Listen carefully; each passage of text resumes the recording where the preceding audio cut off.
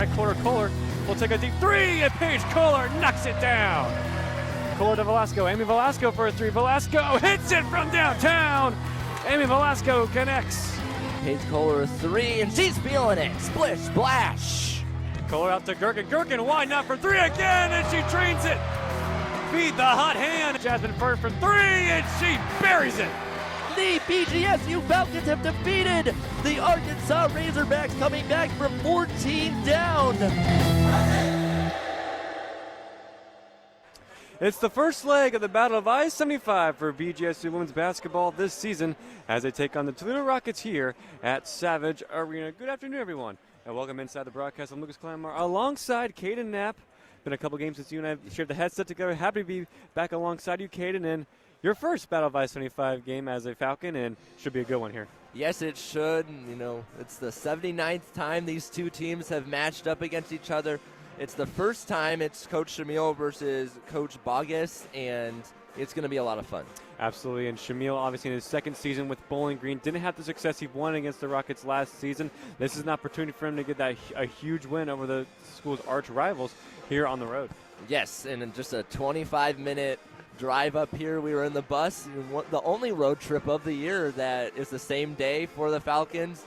There's a big crowd in attendance, no surprise there. And, you know, Lucas, this is a big one for the Falcons. They're coming off of that loss against Western Michigan. You know, it felt like they kind of had gotten things going the right direction after they defeated Ohio, then NIU back-to-back.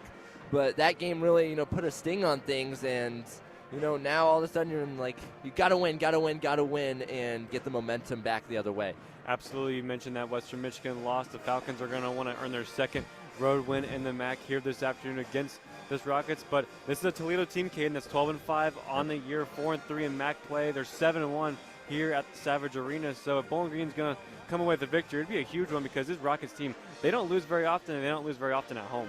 Yeah, and you flip that the other end. The Falcons are 1-7 on the road, with their one road win being against Ohio just a few games ago. So again, I mean, if you can come in here and win in this crazy environment, that's going to really, you know, help you in future road games. It will, and this is a Rockets team that's coming off a loss at Ball State. The Ball State team that's been the best team in the MAC so far this season. They still remain undefeated in conference play, and so you have to imagine these Rockets are going to come out firing, wanting to get a big win over BG, but also just wanting to get back in the column. Yes, definitely. And, you know, what I noticed about this Rockets team is they're the type of team that really gets going as the game progresses, kind of like the men's basketball team.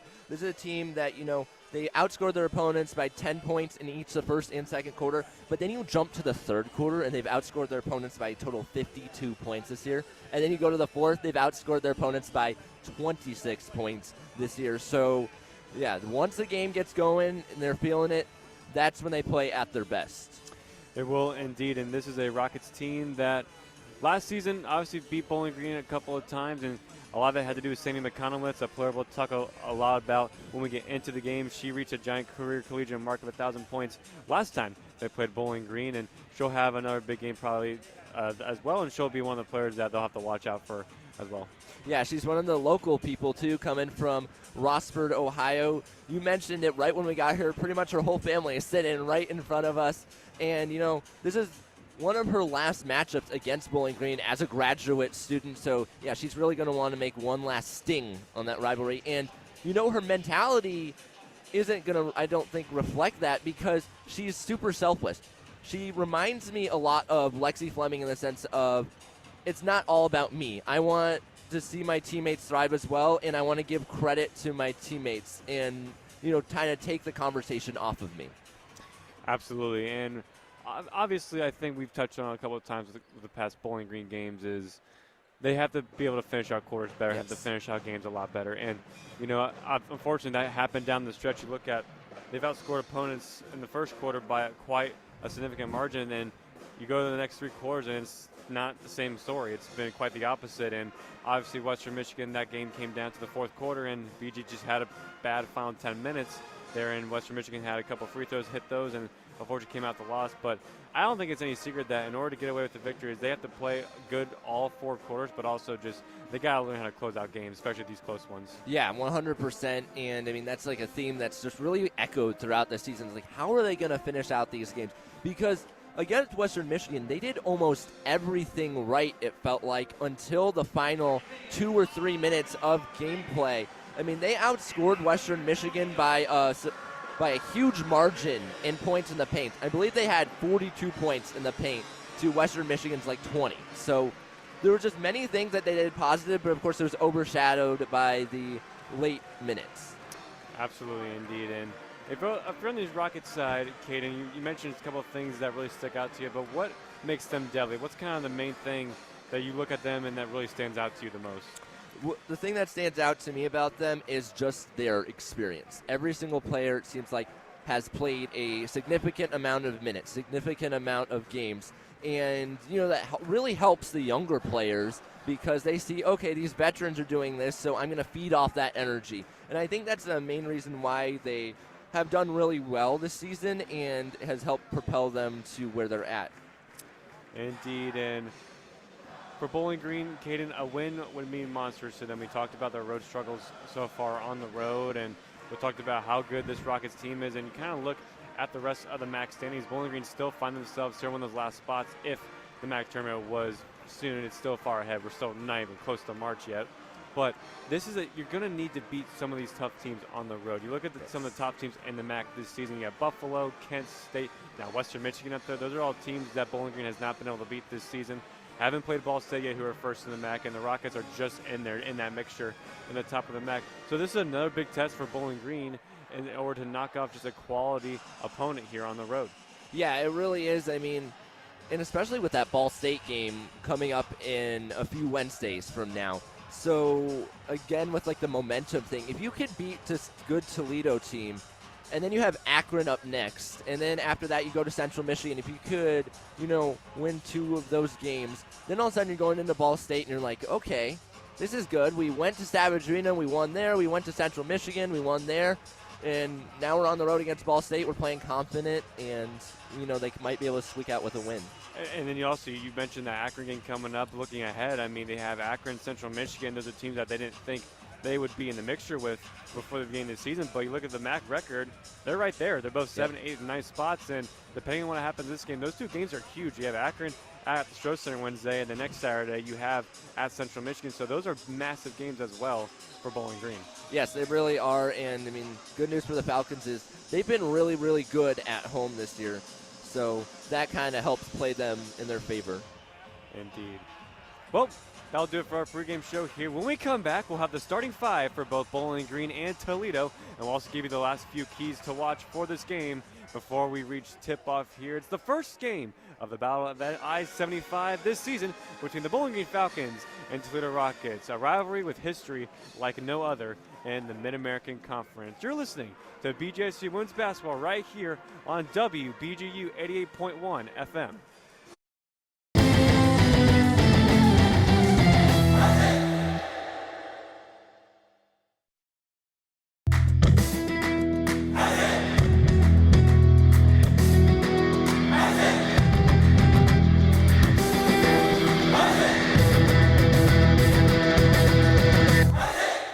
BG men's basketball travels 2 hours east to face Kent State on Tuesday, January 28th. Listen into Falcon Media Sports Network's Tyler Kavelitz and Artie Abrego at 6:45 for pregame and 7 p.m. for tip-off on Falcon Radio.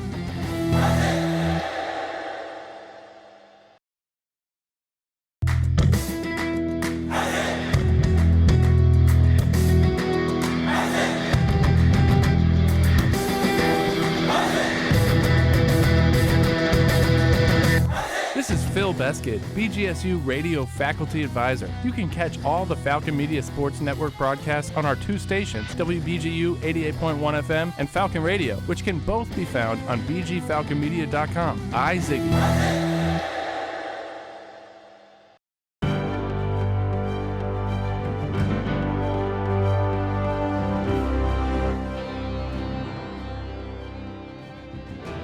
On January 13th, Bowling Green State University Director of Athletics Derek Vandermeer announced that head men's soccer coach Eric Nichols had agreed to a 5-year contract extension.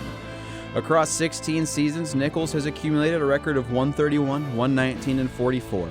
And through the last 5 years, he has led Bowling Green to a 56, 37, and 15 record, including a trip to the Missouri Valley Conference Championship game in 2024. Since the 2020 season, Nichols has guided Bowling Green to 2 NCAA tournament bids, winning a game in 2021. He is now under contract for the 2029 season.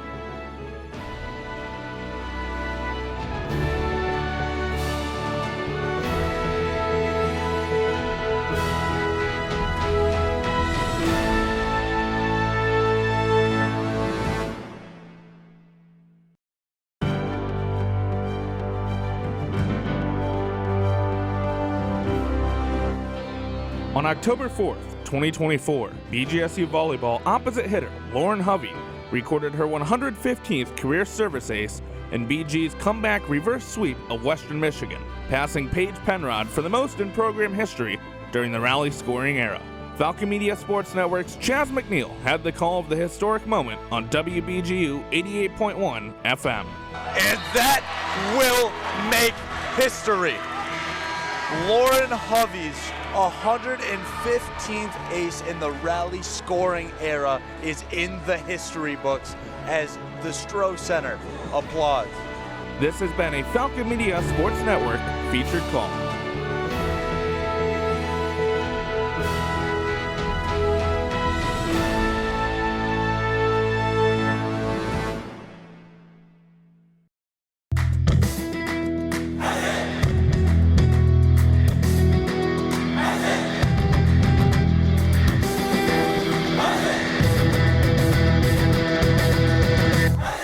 BGSU men's basketball returns to the Stroh Center for the Battle of I-75 against Toledo on Friday, January 24th. Join Falcon Media Sports Network's Tyler Kaplitz and Artie Abrego at 5:45 for pregame and 6 p.m. for tip-off on Falcon Radio.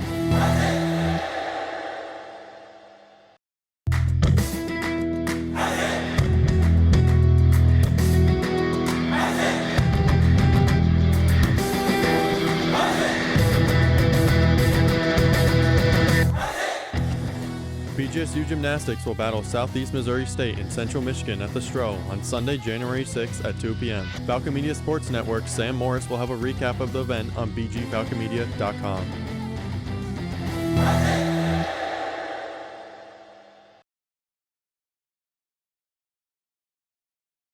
A school that has led the MAC in attendance for now 33 straight seasons, a near full capacity here at Savage Arena for the first game of the Battle of I-75 between your Bowling Green Falcons and the Toledo Rockets. Lucas Kleinmeyer alongside Caden Knapp. We're joining you here. Here we are moments away from tip-off. Caden, guess the starting five first for Bowling Green. For Bowling Green, same grouping that they've had for the last few games with Erica Porter, the fifth-year forward, Kieran McGuff, the sophomore, Paige Kohler, also a sophomore, Lexi Fleming, the fifth-year guard, and then there's Amy Velasco, the senior. It's going to be very important that the upperclassmen and the players with experience are the ones who take control of this game for the Falcons. Indeed, an unchanged five for Coach Shamil, the five that he's had the most trust in so far this season. On the other side, the Toledo Rockets. We have Kendall Carruthers, Kara Goss, Cadence Dykstra, Sammy McConowitz, and then Jessica Cook. A lot of experience there. Just two underclassmen and then two graduate students and a senior. You mentioned a lot of experience there, Caden. You have Goss, McConowitz, Cook. There are players that have played a lot of games for this Rockets team. A lot of players have had a lot of success against these very Bowling Green Falcons. The Orange and Brown looking to change that. You have Carruthers as well, a new player that has played 17 games for the Rockets this season, averaging 10.4 points per game on 3.2 rebounds per game. She has been a pretty good addition to Bogus's first year in charge at the helm of the Rockets. Yes, and they're going to rely on her when McConowitz and Goss are covered up. So look for her to have a sneaky good game. Indeed, and you have the hype video here for the Toledo Rockets. They're announcing their starting five. And a lot of these rivalry games, Kay, and I mentioned a little bit of post-game with Lexa Graham-Blanco last game.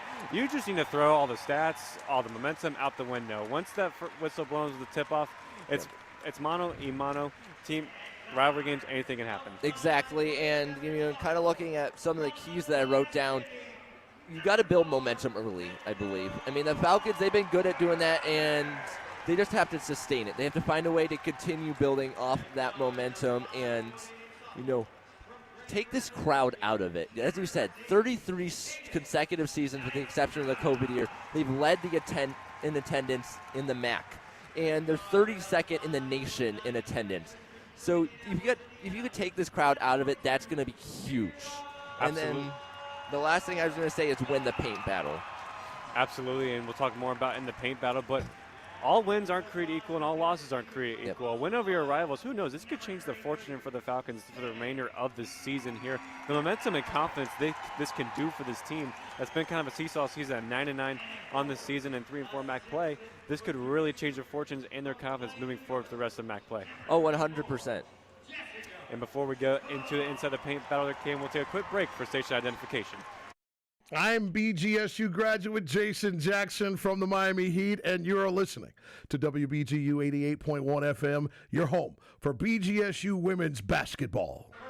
And as we mentioned there, Caden, about the battle inside the paint, but also more so, this win for Bowling Green can really change their fortunes moving forward. Yes, it can, and because of the momentum thing that we've talked about so much. But looking at the battle in the paint, this season overall, the Falcons are 7-3 when they outscore their opponent in the paint. Looking at MAC play, they're 3-1. On the opposite end, they're 2-5 when they have less points in the paint than their opponents. 0-3 in MAC play. So that just tells you how important that is.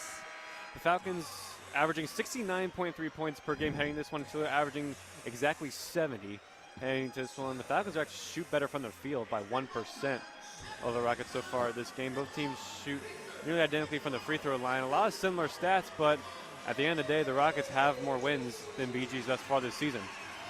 We have Bowling Green in their road brown with the orange strip, and Toledo in their home yellow. Tip-off won by Erica Porter and Bowling Green. We'll get this one started here in Toledo. Erica Porter wins the tip-off so often, it feels like. Here's Fleming, guarded by Caruthers. Inside to Porter. Porter there, and an early offensive foul will be tasked on Erica Porter there. That was Jessica Cook, the victim.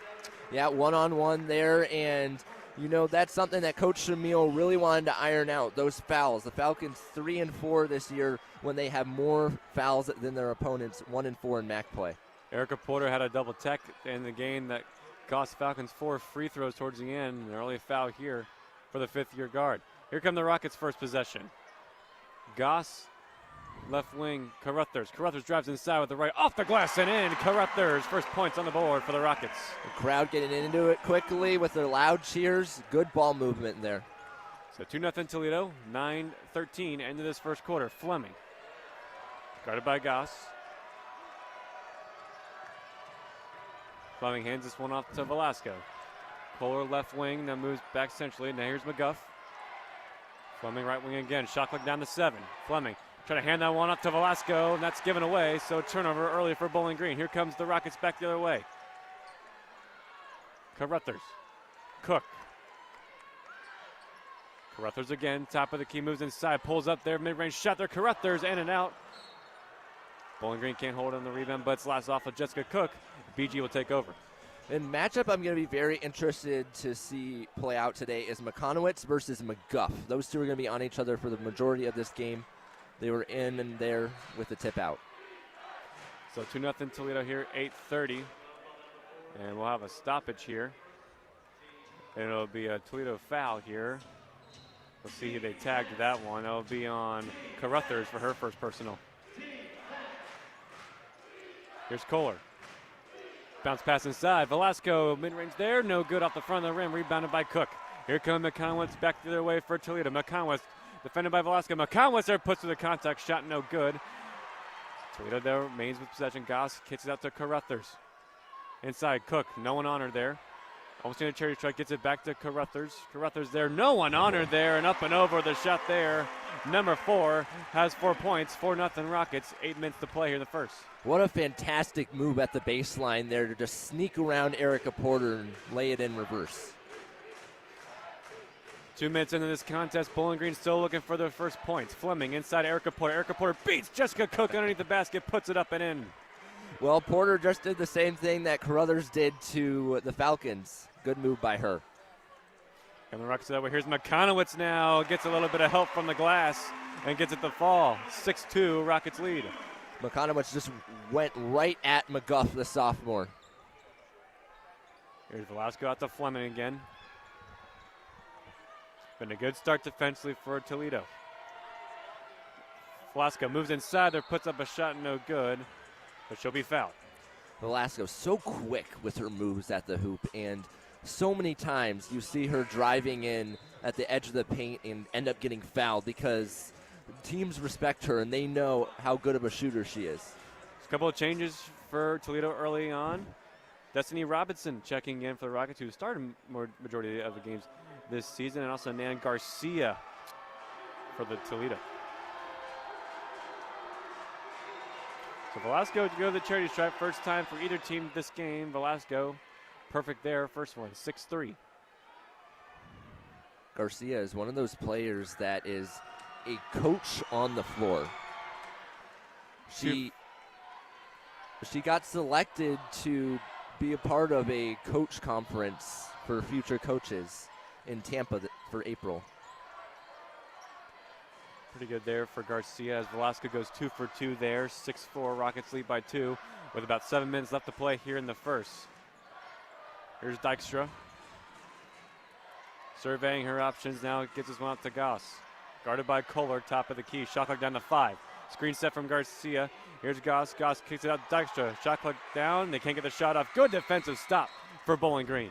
Yeah, I was interested to see that last pass because, I mean, the shot clock was at 3 seconds, and instead of taking the shot there, Dykstra passes it away and ends up being a shot clock violation. So shot clock violation for Toledo. Bowling Green has a chance to tie or take the lead possibly. Erica Port gets it back to Fleming, found herself in open space off the glass and in. We're tied at 6 apiece. Beautiful pass by Porter to Fleming in stride, no one around her. Just the chemistry there you saw on display from Porter, Fleming. Garcia matched up with Erica Porter here in this left wing. McConowitz moves inside on McGuff. Robinson pulls up mid-range. Robinson, good, rolls around the rim. Rockets retake the lead, 8-6, 6:10 left to play in the first. Robinson, another local kid from Fremont. Erica Porter, another bounce pass to Fleming in stride, and she'll get another basket off the glass and in. So almost identical play there, just both opposite ends of the basket. Yeah, fantastic move, and we're playing basketball. Good basketball. Garcia there, little fadeaway, no good. Erica Porter, good defensive play. Picked up here from Paige Kohler. 8 apiece, 5:40 left to play here in the first quarter. Kohler. Here's McGuff. Back out to Fleming. Fleming gets a little bit of separation. Fleming puts up a 3. Lexi Fleming. That will count.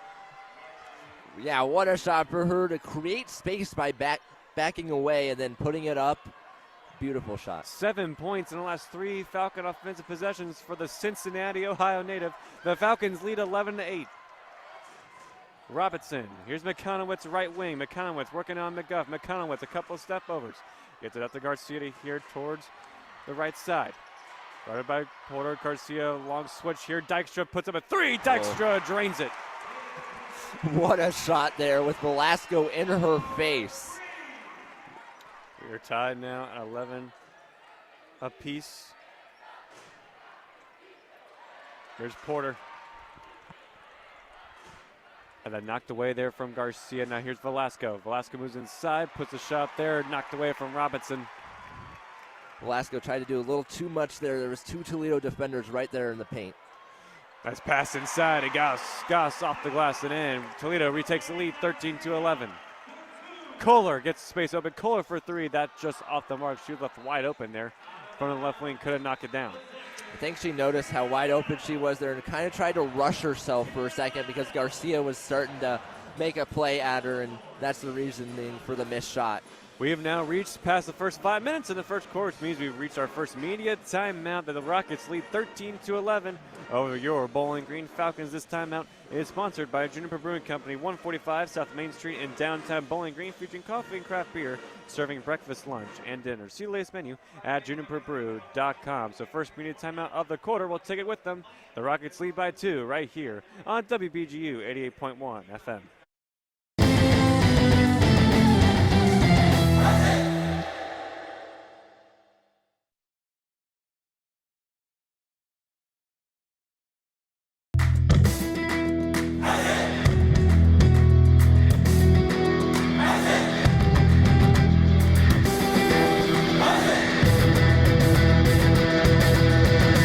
BG Hockey wraps up their 2-game series against Augustana on Saturday, January 25th. Join Falcon Media Sports Network's Ben Korak and Nathan Burkett at 6:45 for pregame and 7 p.m. for puck drop on WBGU 88.1 FM. Your home for BGSU hockey.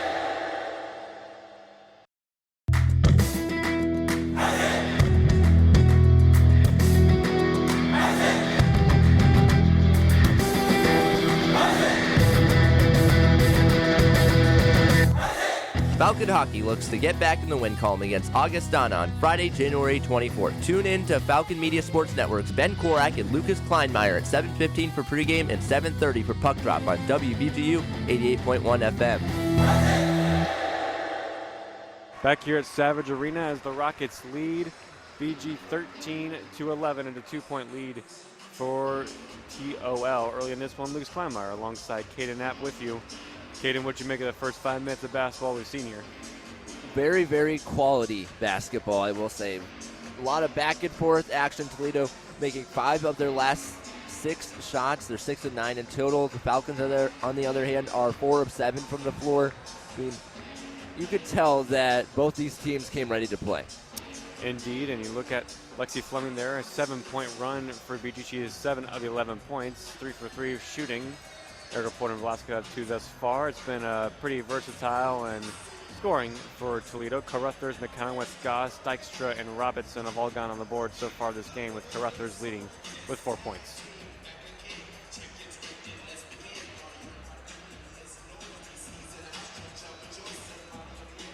We exit the media timeout. Interested to see what both coaches talked about in their respective huddles. Still early in this one, though, but good basketball so far. Toledo will get us back underway outside this media timeout. Robinson. Here's McConowitz. Garcia pulls up here for 3 from the left wing. Garcia, no good. Rebounded from Fleming. Fleming comes back the other way here. Gets it out to Kohler. Kohler out wide right. Fleming back to Kohler. Under 4 minutes to play here, 13-11 Toledo. Kohler drives inside. How about that one? Gets that one to go as Kohler connects. 13-13 all here at Savage Arena. Yeah, she's one of those players, she's such a deep threat, and teams know that she's not afraid to take those threes, that they're going to play up on her, and she took advantage of that. Had a nice lane to the hoop and then put it in on top of the contact. So Kohler will go to the charity stripe here. Chance to give BG the lead again. Can't do so, can't connect there. Still tied 13 apiece. So here come the Rockets back the other way. Robinson. Here's McConowitz. Goss, guarded by Velasco. Garcia pulls up mid-range shot here over Erica Kohler. That one no good. Garcia's missed a couple first entering in this game. Kohler. Here's McGuff. Velasco.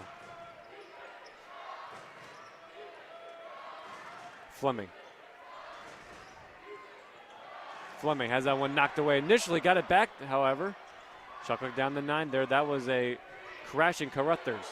Gets it back to Kohler though. Right baseline. And trying to find Kohler there inside, but she was blocked off there by Robinson.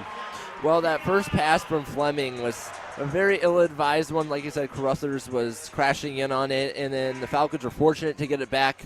And then, the shot clock was running down, and Kohler just couldn't get to that one. could not hold that one in, but Toledo will take over 13 apiece.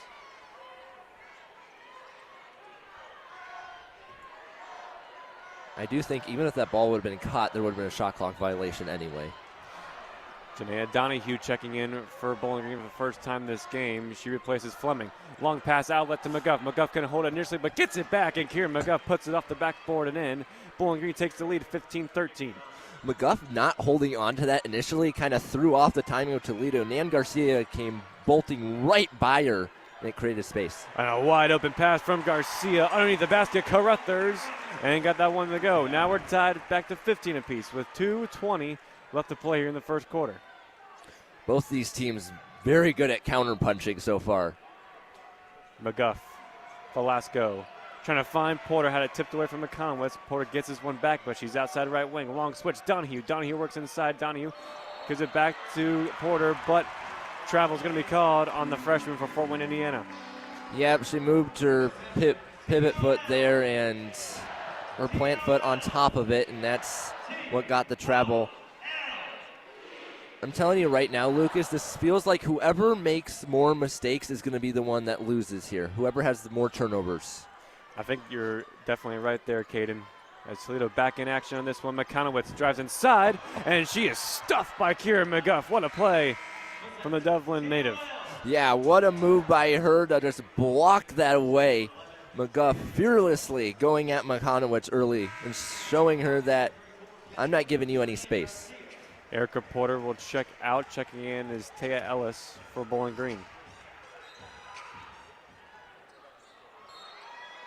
On that inbound pass, just a miscommunication there for Toledo for the newly checked in. Fred Robinson. Yeah, Faith Fred Robinson there, the freshman from Newark, New Jersey there. Couldn't hold that one in. So it'll be a turnover for the Rockets and chance for BG to take the lead. Still tied 15 apiece, a minute 40 left to play here. McGuff. Open here from the right wing, bounce pass to Donahue. Donahue works inside, thought about hanging up to Velasco, now does. Velasco moves inside out to McGuff. McGuff, a lock and loaded three. McGuff there just off the mark, rebounded from Fred Robinson. Not the player you want to take a three there. Fred Robinson moves inside. Robinson, couple of bounces and assists from the basket. Got that one to fall. 17-15 to Rockets retake the lead. That was just a nice move by Fed Robinson. She's a player that's going to get quite a bit of playing time. Very good. Velasco, McGuff. Donahue. Towards the right elbow, now moves inside to the baseline. McGuff. Velasco, top of the key. Guarded by Fed Robinson, shot clock down to 7. Velasco, screen set from Ellis, got a little bit of space there. This is going to be blown. I believe they're going to get Fed Robinson here on the Rockets. Yeah, she ran over Taya Ellis there, and what I'm noticing, Fed Robinson, yeah, she's 5'11", but her wingspan just makes her so much taller, and the Falcons know that, so they're going to try and get it away from her when you're taking her shots and create extra space. So Velasco inbound this one to Kohler. Guarded by Carruthers, gets it to Ellis. Ellis working inside on Cook. Velasco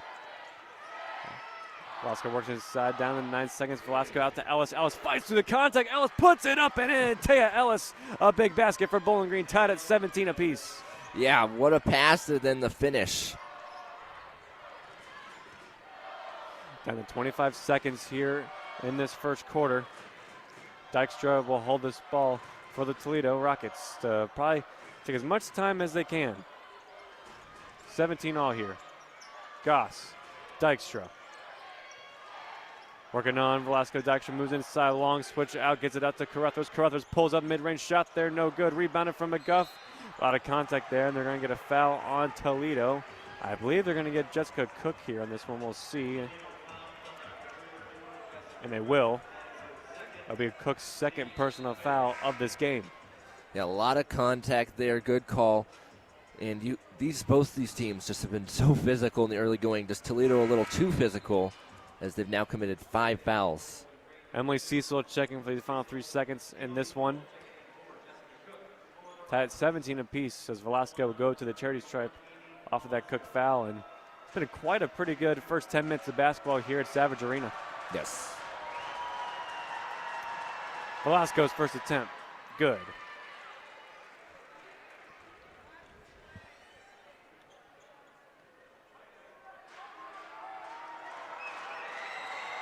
Here's Velasco's second attempt. Good as well. 19-17, the Rockets lead. Bowling Green leads by 2. No surprise by Velasco making both of those. She's second in the MAC in free throw percentage, over 90%. Ball in bounds. Carruthers here with the shot clock expiring down the 1. Carruthers puts it up in time and just a little bit short. And the Bowling Green Falcons will end this first quarter on top. They lead Toledo 19-17 by 2 with 10 minutes down and 30 minutes left of basketball left to be played. Your Bowling Green Falcons on top here. We'll take a quick break, and when we come back, we'll have second quarter action here. You're listening to BGSU Women's Basketball right here on WBGU 88.1 FM.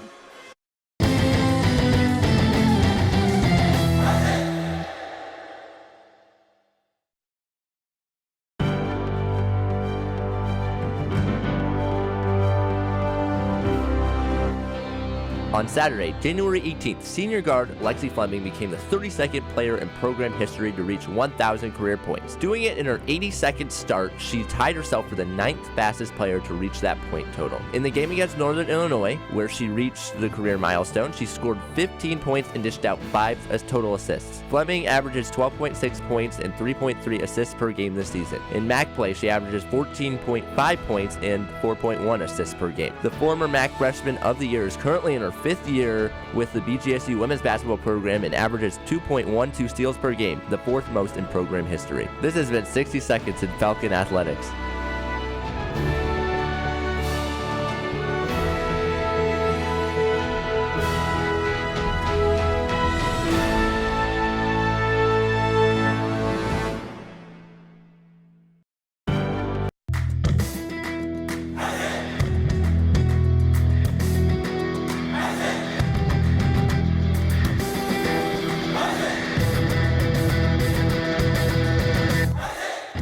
BGSU graduate Jason Jackson from the Miami Heat here. Make sure to tune into the Zig Zone every Sunday at 4 p.m. on WBGU 88.1 FM, home of the Falcon Media Sports Network.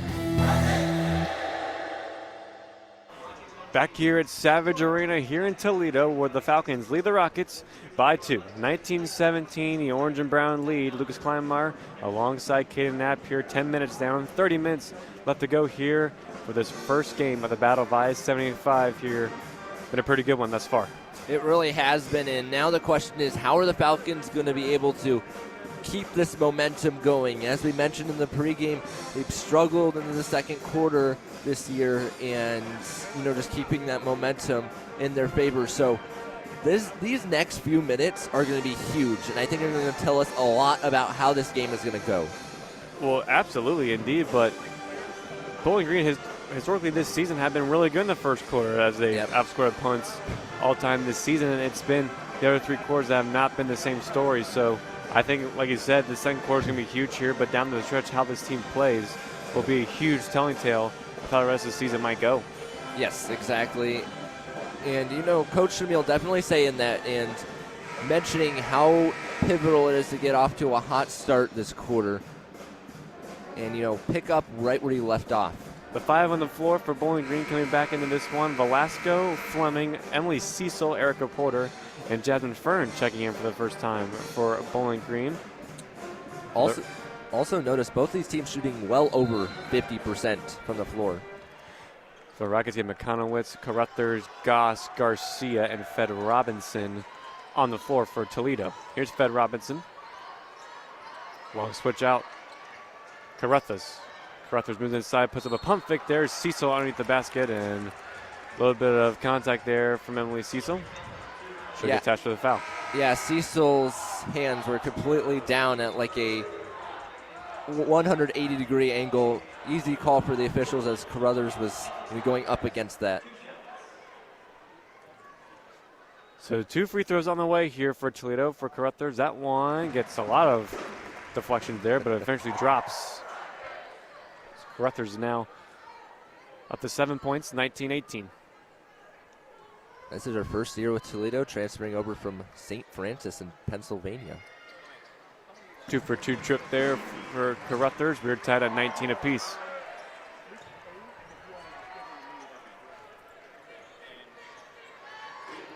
Here's Velasco.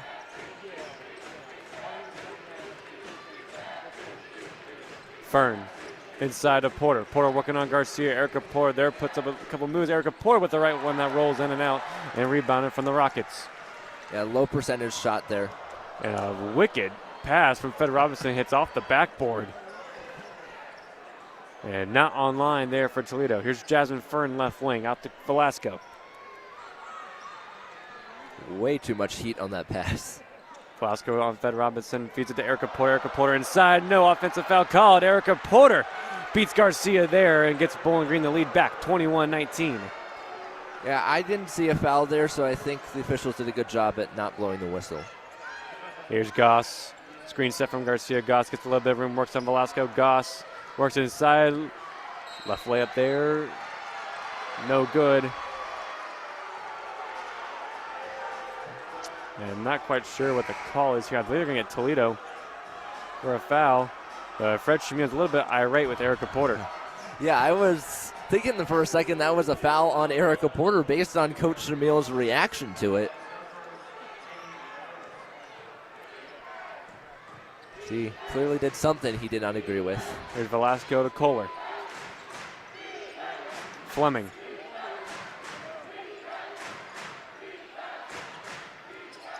He's just one outside left to Kohler. Porter gets it. Chance for BG to extend the lead to 2 scores. Erica Porter spin move and got the fall. Erica Porter, a couple big baskets for BG. Notice how she went up from the left side, something she doesn't do too often. Threw off Nan Garcia. There's Fed Robinson, feeds inside to Garcia. Erica Porter goes up there. Nice defensive play from Erica Porter. Yeah, what a fantastic legal block from behind. Here Velasco to Kohler. Dribbles left, now works her way towards top of the key. 23-19, Bowling Green leads under 8 minutes to play here before we reach halftime. Erica Porter working on Garcia again. Erica Porter, that time it's going to be an offensive foul on Erica Porter. Yeah, a little too much power with her elbow there. I agree with that one. And she's going to leave the game now.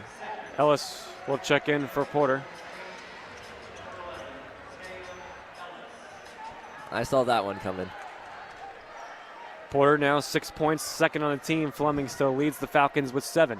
23-19, Falcons still lead by 4. 7:40 left to play here in the second quarter. Notice how the Rockets have not scored in over 2 minutes. It's been a very slow start offensively to the second quarter for Toledo. McConowitz there off her foot, and it's going to be Bowling Green ball. Another good defensive play and a turnover created by Bowling Green.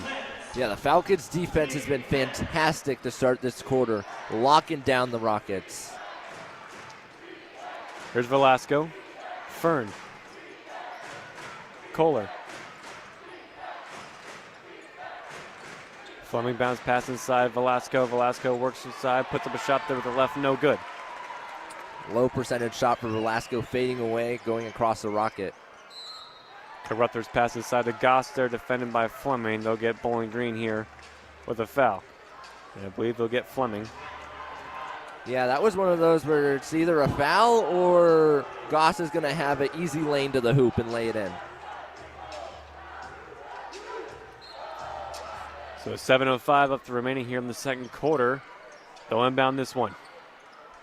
And that pass offline again. And another turnover for Toledo. Here Kohler back the other way. Paige Kohler up to the basket there. Can't put it up there, but the rebound from Ellis is up and good. Right place, right time for Taya Ellis, and that was the 4th turnover by Toledo during this scoring drought. Here's Fed Robinson, pass inside to Garcia. That one offline again. Good defensive play from Ellis once more. Fleming.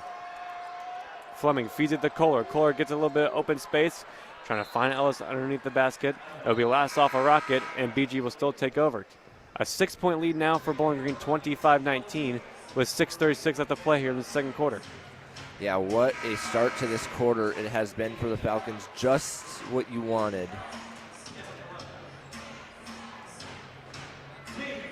Carruthers will check out, and checking back in to this game is Dykstra. Fleming in pass. Fleming there! Oh. Nice mid-range shot. Falls for Lexi Fleming. She has 9. What a shot from her. By the way, Lucas, the Falcons are outscoring the Rockets 10-2 in points off turnover. And Fleming again picks that one off. Fleming's got a full-headed steam to the basket. Up and in. Turnover and creates the points. And Fleming and the Falcons are fired up and Toledo. Now that number is at 12-2. Right now, the Falcons have built the momentum. Check. They've taken the crowd out of it at the moment. Another check.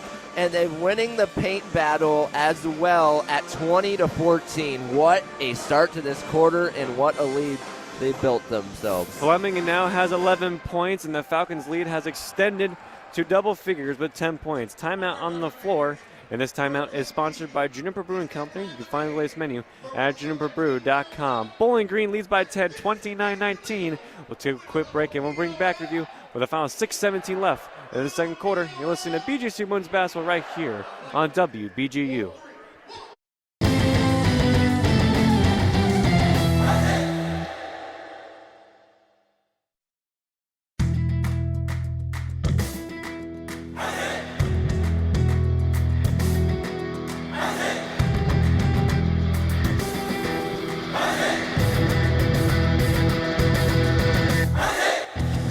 Hey, BGSU graduate Jason Jackson from the Miami Heat here. When I was a Falcon, there was BGRSO. Now it's Falcon Media Sports Network. Keep up with all BGSU sports news and action by following BG_FMSN on Twitter/X and check out BGFalconMedia.com. Hi, Ziggy.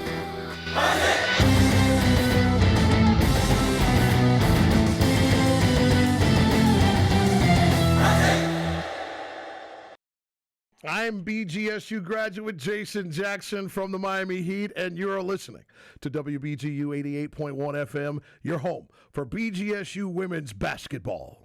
Here at Savage Arena, it is a 10-0 run for Bowling Green in the last near 3 minutes. The Rockets have had a long scoreless drought in this second quarter. Just 2 points for them so far this quarter. Lucas Climar alongside Caden App with you. Bowling Green 29, Toledo 19. Back here with some second quarter action. Yep, and you know what this run has been created by, Lucas? Turnovers. Yes, correct. Turnovers. 5 total turnovers for Toledo this quarter after having 3 in the first. Indeed, and usually it's been quite the opposite story with turnovers haunting Bowling Green, but they've made Toledo pay here so far this afternoon on turnovers. And Lexi Fleming, 11 points here so far in this game. She had a big turnover there right before that Toledo timeout that led herself to a one-way ticket to the basketball hoop. And you also have to look at the fact that Goss and McConowitz really haven't gotten going right now. They have a combined 4 points. They have not, and you look at Garcia as well, 0 for 5 shooting for her, a very uncharacteristic for the big man, and Toledo still looking to find some answers offensively. Jasmine Ferns checked back into the game for Bowling Green. You have Fern, Velasco, Kohler, Fleming, and Ellis on the floor for the Orange and Brown. It's definitely an offensive play by Coach Jamil because he knows Fern is a deep ball threat, and she can really, really stretch this thing out. Here's Garcia, guarded by Ellis. Garcia, Robinson. Haven't seen a lot of her. We'll see what she can do so far this game. Garcia, met by Ellis. McConowitz inside. Got through there, and a 3-ball on the way is good, and that's Weaver for the Rockets, knocking that one down. Ella Weaver, a guard from Virginia. Her first points of the game, and Toledo finally answers. And that was created by all the passing on that possession by Toledo. Good ball movement. So Weaver getting her first couple minutes in this game, trying to provide a spark for Toledo. 29-22 BG. Fleming baseline out to Kohler. Back to Fleming. Fleming works inside, hands out to Paige Kohler. Kohler locks in low from 3. Paige Kohler, that one no good. And Toledo will rebound this one. Another low percentage shot there for the Falcons. McConowitz from 3. That one rolls in and out of the rim. Jasmine Fern will pick up the rebound. So a wide open miss again from Toledo from the off wing, and you usually expect McConowitz to knock those down. She didn't really get her feet set at all there. Looked like she rushed that shot. Here's Ellis. Fleming. Velasco. Inside, Ellis. Ellis puts on a nice couple moves. Ellis there, no good. Rebounded from Garcia. Now this is the first time that this quarter that Toledo's built a little bit of a momentum. Back-to-back forced missed shots. A timeout that was needed, and a timeout that has served them well so far. Bowling Green still shooting 57% from the floor so far in this contest. Goss kicks it outside. Robinson again. Robinson dribbles inside. Pass Velasco, and that one a little too strong. Rebounded from Ellis. Good defense again put on by the Falcons. Velasco, Fern, Fleming here left wing. Fleming dribbles inside. Fleming, strong take up to the basket, no good. And Lexi Fleming will get the call to go her way there on that one.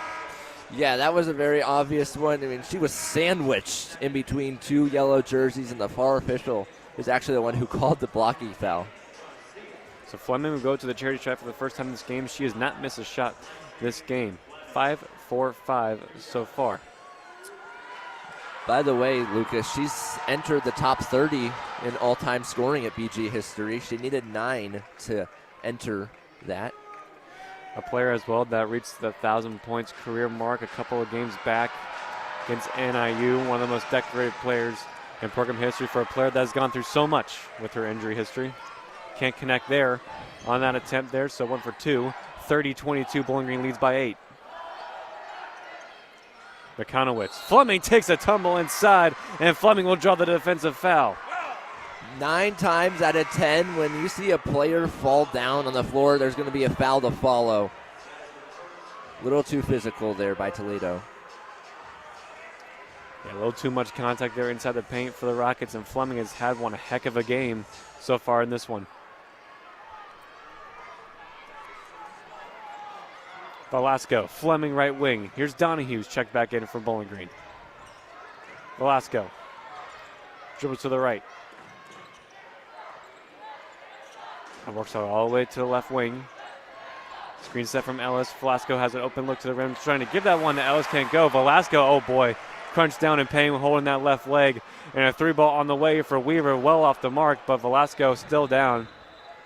Oh boy. Oh no. And that looked really awkward from Velasco.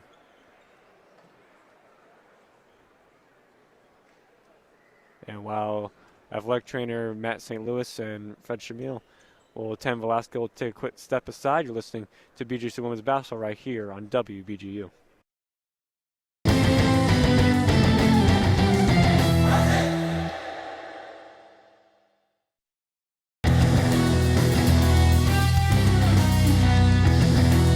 For all BGSU sports news and updates, follow Falcon Media Sports Network on Twitter X at BG_FMSN and head over to BGFalconMedia.com.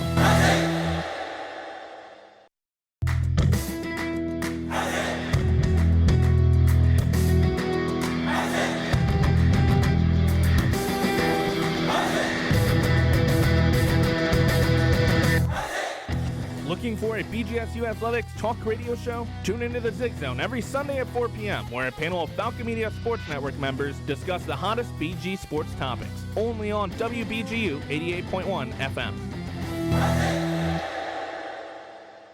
It's Savage Arena here in Toledo, where the Falcons lead 30-22. Amy Velasco helped off the floor by athletic trainer Matt St. Louis, and was able to walk on her own too. Had a little bit of assistance, which is good, but she's taken off her shoe now. Not quite sure what happened, but luckily for her, it seemed to be too serious, and seems to be all right. So Fern will come back in for Bowling Green. Good to see that she was able to, get up and be helped off the floor walking. So back underway here, 3:30 left to play in the second quarter. Donahue. Fleming. Back up to Donahue. Thought about pulling up. Donahue works the left side, puts up a little bit of a high contested shot there. No good. Rebounding from Toledo. Yeah, very low percentage. Robinson. Working inside there. Ellis went up with her, but a little bit too much contact there on Fed Robinson. Yeah, I feel like every missed shot today, so all 10 missed shots by the Falcons, has been a low percentage shot. When they are taking those high percentage shots today, they've been making them. Indeed. 3-ball on the way here is good, and that's Carruthers connecting. She's finally starting to find her groove a little bit back. Toledo cut the lead down to 5. 30-25 BG, under 3 minutes to play in the second. And Kohler there, a little too much contact. They're going to get Fed Robinson again here with the defensive foul. That's going to be her second personal foul. Now, the Falcons' defense has been playing really well, and that three broke another long scoring drought for Toledo. This one was almost 3 minutes. But the Falcons, they've not made a basket in 3 minutes and 30 seconds. Yeah, a little bit of a drought here for Bowling Green trying to break this one. Donahue, a travel is going to be called on Donahue. And, I mean, the feeling has completely switched again. Because at the end of the first quarter, we were talking about, like, how are they going to keep this going? But it felt good, just like they were doing what they've been doing, doing really good in the first quarter. But then you go to the second quarter now, and that droughts. Momentum is such a big thing in basketball, and right now the Rockets seem to be finding it a little bit. Fed Robinson. I got to Robinson. Garcia now, guarded by Ellis. And DeCole for the Rockets, checking in for the first time. Garcia there, a little bit of a weird play, but Garcia gets the ball back. Robinson puts on a couple moves on Fern. Shot clock down to 1 now. Fed Robinson just jacks up a shot with a buzzer. And another defensive stop for BG. I think everyone was so surprised that there wasn't a double dribble, a travel, or something called with that Garcia play that everyone kind of froze for a second, and then as a result, the shot clock expired. Kohler works inside. You see the Rocket student section getting into it a little bit more. Fleming bounce pass inside. Ellis guarded by Garcia. Ellis puts up a strong take. Ellis! That one's good! A big basket there from number 11. Good shot for her, using her height to her advantage. A strong take there from Ellis. Nice pass inside there. Cole. Garcia. These are two of the tallest teams in the Mid-American Conference as well. Fed Robinson feeds inside to Cole there. Cole there takes the contact. No foul call picked up here from Robinson. Robinson's shot is good.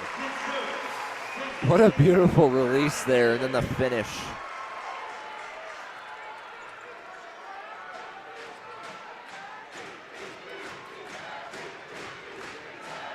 Fern.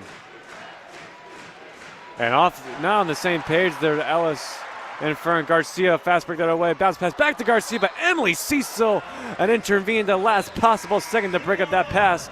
Otherwise, it's been 2 free points essentially for Toledo. Yeah, she popped out of nowhere there. She came flying down the floor to make sure that there was no easy baskets surrendered.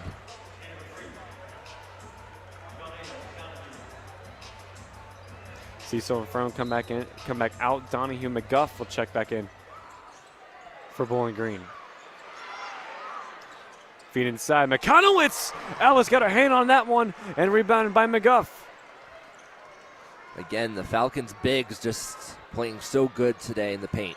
Ellis is having a big game back, 6 points, 3 rebounds, and a couple of big defensive plays as Bowling Green comes back the other way. Kohler down to 35 seconds left to play here in this second quarter. 32-27 Bowling Green, now down to 30 seconds. Fleming, three-pointer on the way. That one just off the mark, rebounded by McConowitz. That was one of those that I thought was going to go in because she had a lot of space on that. Fed Robinson here. Puts on a couple of moves. Fleming.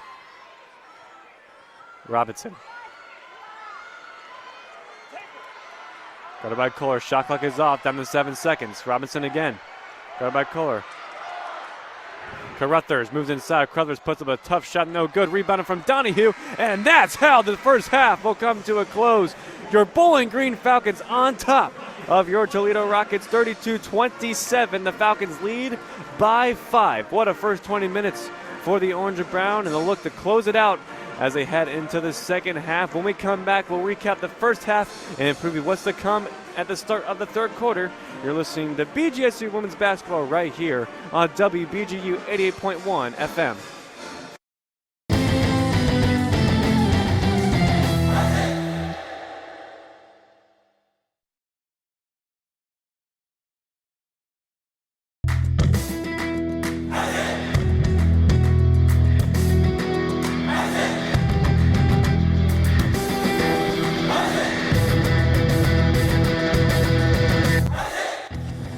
Don't have time to tune into a BGSU sports broadcast? Falcon Media Sports Network will have you covered with live updates of home BGSU athletic events. To follow along, head over to @BG_FMSN on Twitter X.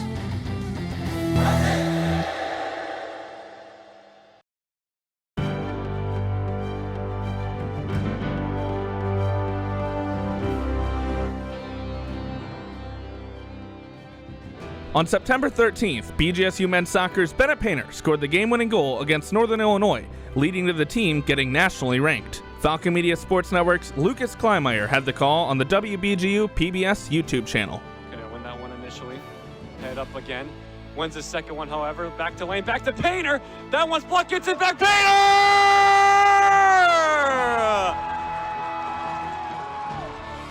Bennett Painter paints another masterclass at Cochran Stadium.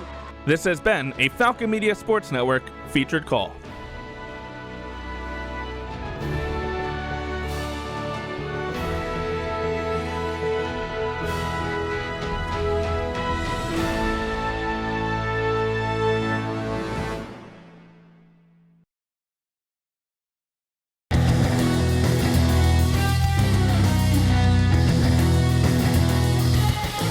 Miss a BGSU sports broadcast? Head over to the BG Falcon Media YouTube channel to listen to past calls by Falcon Media Sports Network.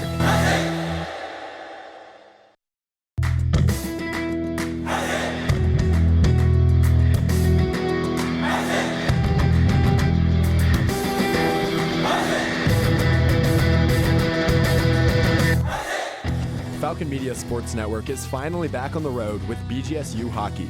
Make sure to catch the voice of Falcon Hockey, Ben Korak, on the call for every BGSU game this season on WBGU 88.1 FM.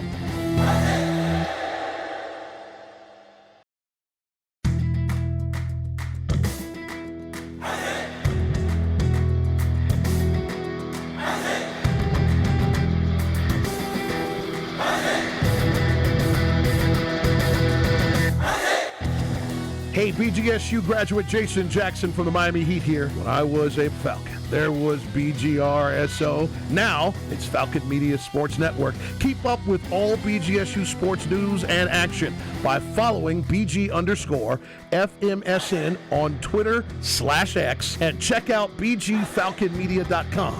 Hi, Ziggy.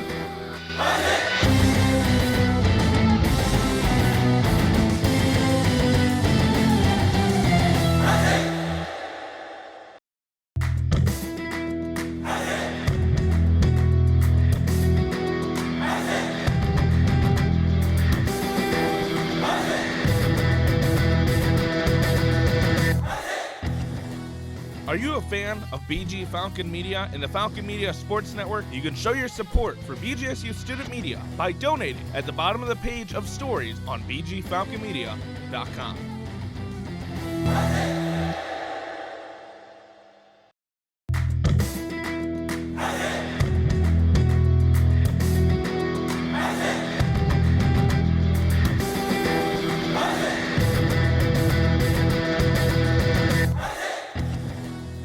Are you a fan of BG Falcon Media and the Falcon Media Sports Network? You can show your support for BGSU student media by donating at the bottom of the page of stories on BGFalconMedia.com. Back here at Savage Arena, where we have halftime here in Toledo, the Falcons lead by 5 over the Rockets, 32-27. Lucas Kleinmeyer alongside Caden Knapp with you here. 20 minutes down, Caden. We have 21 minutes left of basketball left to be played. Your thoughts on the first half? It was good for the Falcons with the exception of that, I want to say, 4-minute period of time during the second quarter when they had that scoring drought because, you know, this game is pretty tight right now. A 5-point differential. The Falcons led by 10 at one point, and I know it felt like they were going to be able to extend that at one point. You would like to see them do that, but you know, it's good that they still have the lead going in the locker room. And, you know, Coach Shamil is going to be emphasizing, you know, coming out hot into the second half.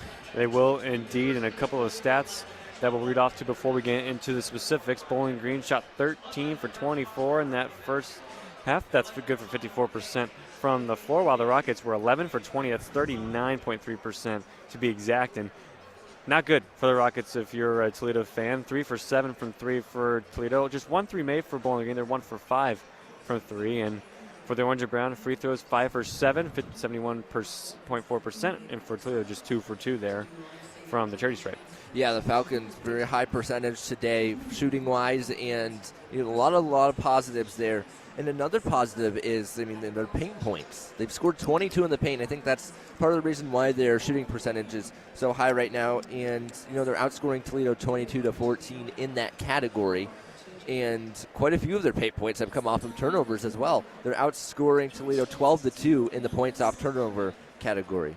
Yep, and definitely the stats that when you look at that really stood out to you, those points in the paint and those turnovers from BG that they've created for Toledo. And that's kind of been the opposite a lot of times this season. Usually Bowling Green on the wrong end of the turnover battle, and they've done a very good job this game, especially Lexi Fleming. Taya Ellis has played very good, in my opinion, coming off the bench defensively. Yes, she really has, and this is a game that she needs because ever since she came back from the injury she had at Ohio State, it feels like she hasn't really gotten going. And this game, I think, is really going to instill confidence into, especially if she can finish it in the second half, in Coach Shamil to, maybe put her back in the starting 5 or make her a 6th person. Absolutely, indeed. And you look at the other stats, there are 5 lead changes in those first half, and those tied 7 times. Bowling Green had the lead for over 10 minutes, and while Toledo had it for 4. It was tied for quite a bit in that period, back and forth really in the first quarter. Obviously, Falcons won that 19-17. More low scoring in the second, but again, BG won the second quarter 13-10. So they've won both quarters. Got to win the next 2, and you're going to put yourself in a great position to obviously win the game.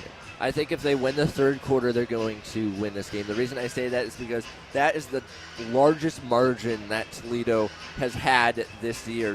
They're plus 52 in quarter number 3, which tells us that Toledo very, very good at adjusting.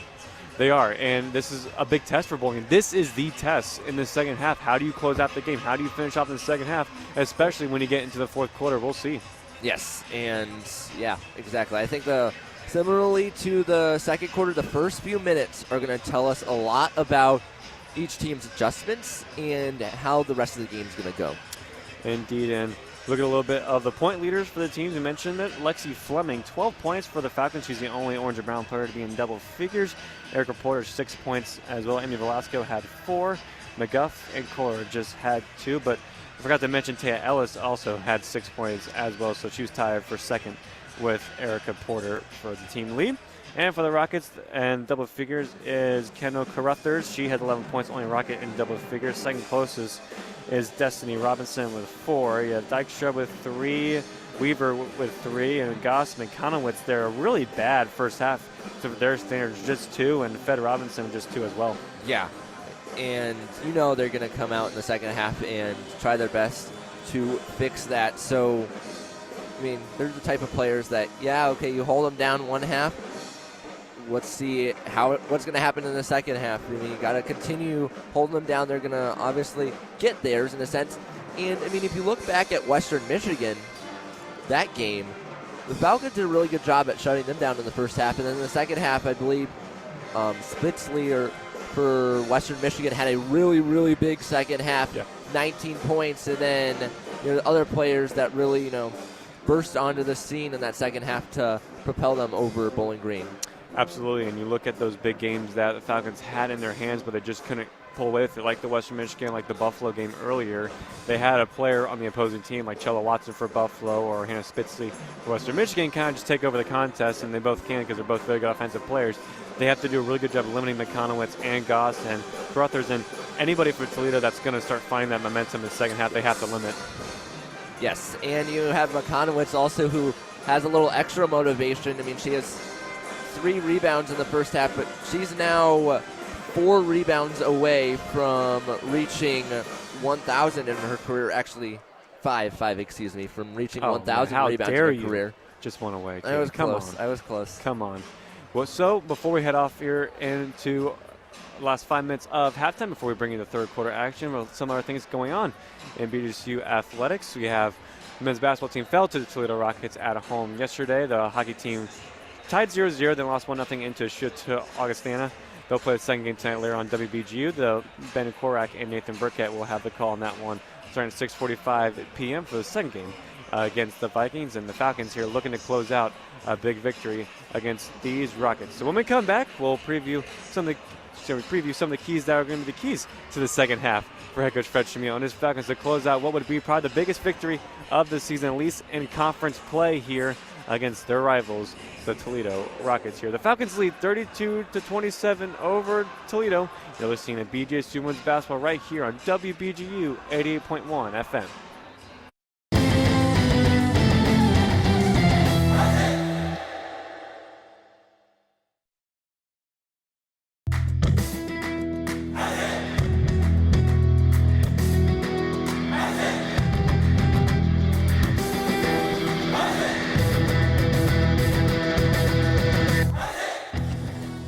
Are you a fan of BG Falcon Media and the Falcon Media Sports Network? You can show your support for BGSU Student Media by donating at the bottom of the page of stories on bgfalconmedia.com.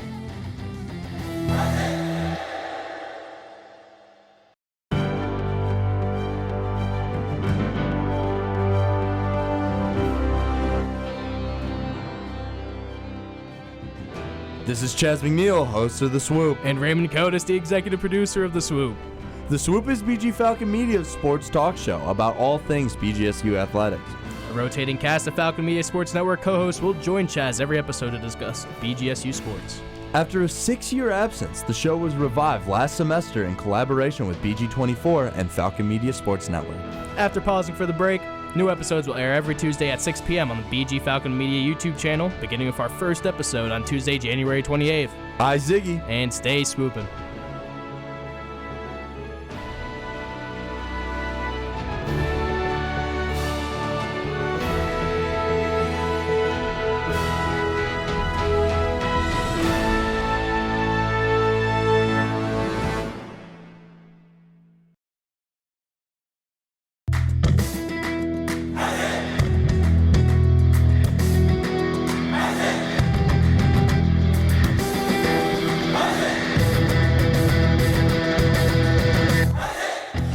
Looking for a BG Athletics discussion show? Check out The Swoop, where a rotating cast of Falcon Media Sports Network co-hosts talk everything BGSU athletics. New episodes are available every Tuesday at 6 p.m. on the BG Falcon Media YouTube channel.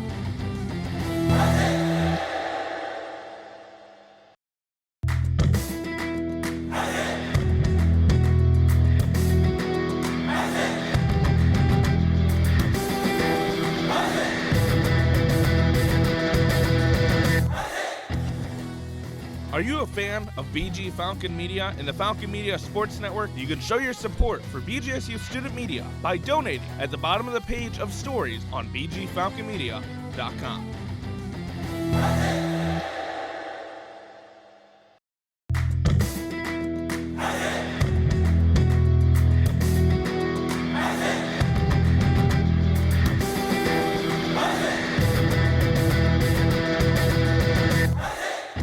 BGSU graduate Jason Jackson from the Miami Heat here. Make sure to tune into the Zig Zone every Sunday at 4 p.m. on WBGU 88.1 FM, home of the Falcon Media Sports Network.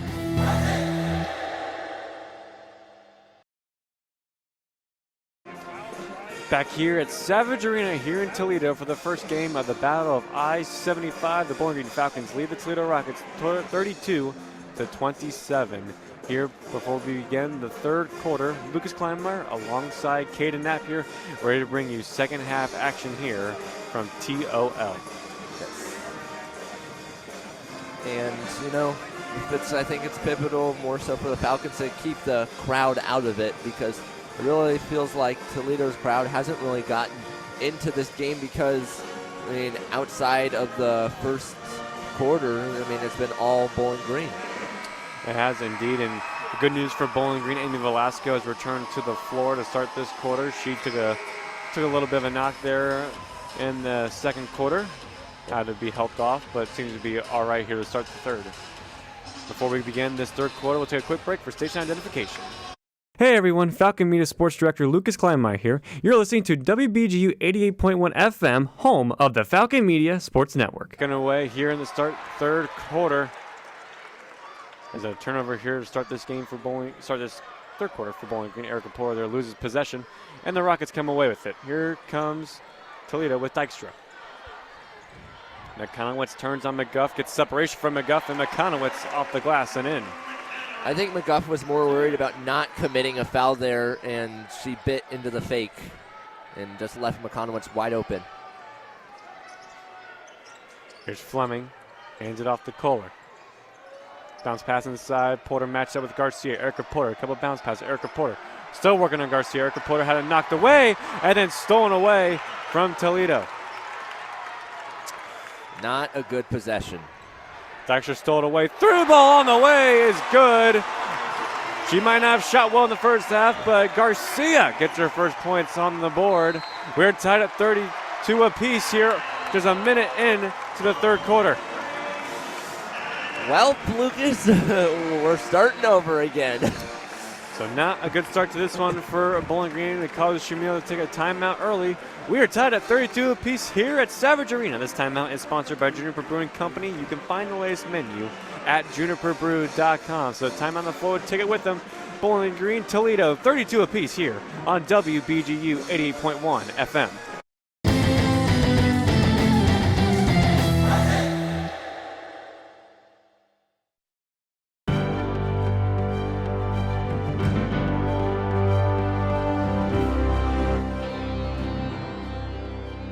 On November 1st, 2024, BGSU men's soccer defeated nationally ranked Western Michigan for the first time in a decade. Falcon Media Sports Network's Lucas Kleinmeyer was on the call on the WBGU PBS YouTube channel. History has been made here at Cocker Stadium for the first time in 37 regular season matches for the Western Michigan Broncos, and for the first time in a decade, the Bowling Green Falcons take down the Western Michigan Broncos by a final score of 3-0 here at Cocker Stadium. Wow! This has been a Falcon Media Sports Network featured call.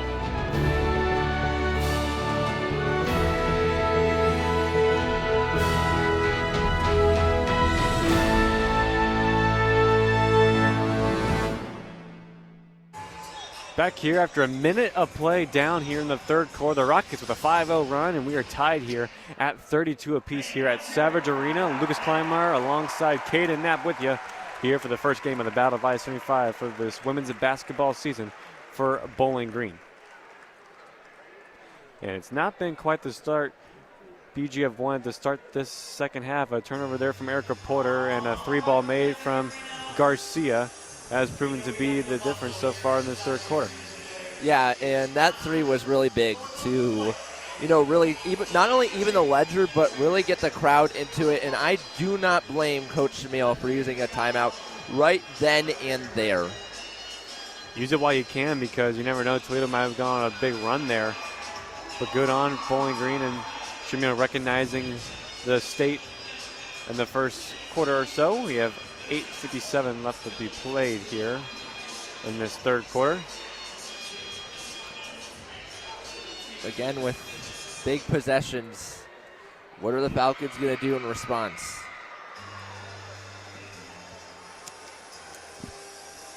Well, I think one thing for certain is they cannot give up, like what John Cena would have said, because we were listening to John Cena's theme song on repeat here.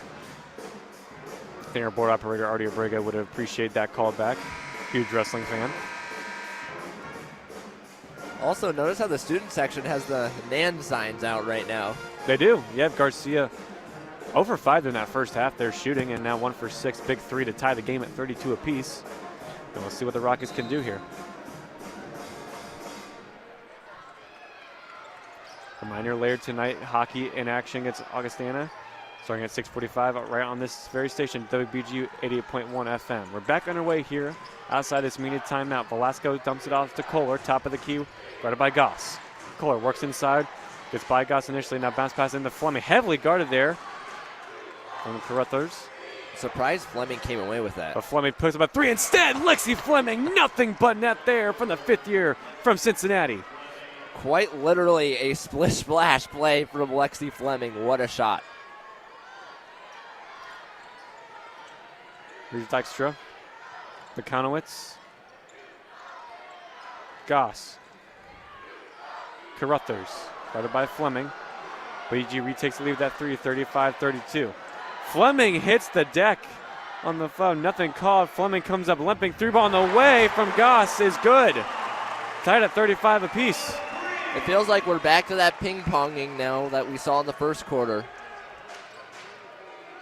Each team playing off each other. A couple of big threes made from each team to start this third quarter. Porter hands this one off to Velasco. Velasco out to Kohler.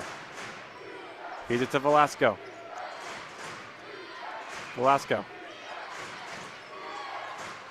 gets a screen set from Porter. Velasco pulls it for the mid-range, and that one's good. Amy Velasco connects. She's so good at those mid-range shots.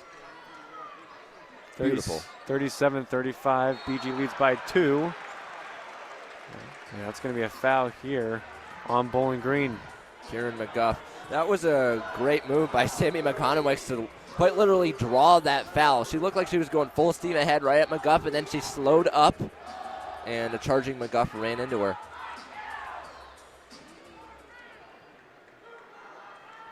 Here's Dykstra for Toledo, and looks like this game's going to be back and forth down to the wire like it was similar to Western Michigan. Unless one team go on the run here. McConaughey locks and load for 3. Nothing but air there. Rebounded from Velasco. That is a rare air ball you're going to see from McConaughey.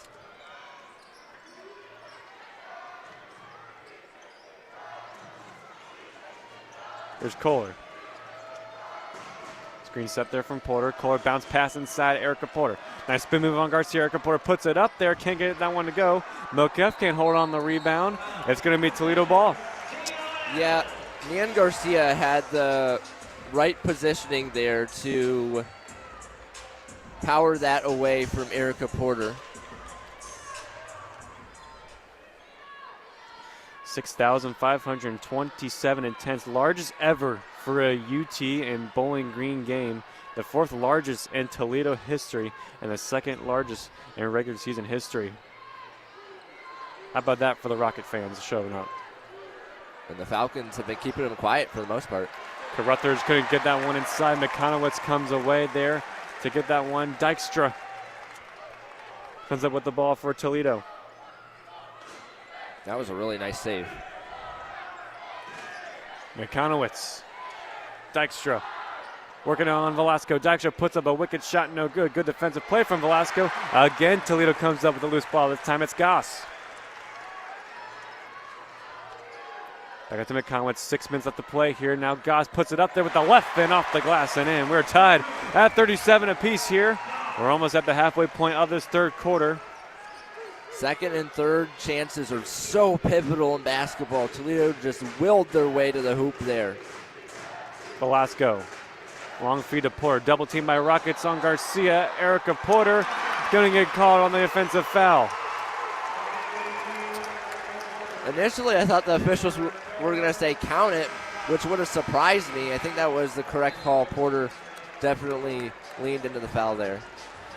So Porter and McGuff will come out. Ellis and Fern will check back in for Erica Porter. That's going to be her 3rd personal foul of this game and her 5th turnover. This team has 1 win this year when Porter fouled out. Robinson's checked back in for the Rockets. So is Jessica Cook. Robinson. 3-ball on the way. Robinson. That's good. Toledo takes the lead now, 40-37. Another lead change with 5:15 left to play here in the third quarter. Yeah, Toledo's captured all the momentum right now, and the crowd right back into it. Kohler for 3. No good there. Rebounded from Goss.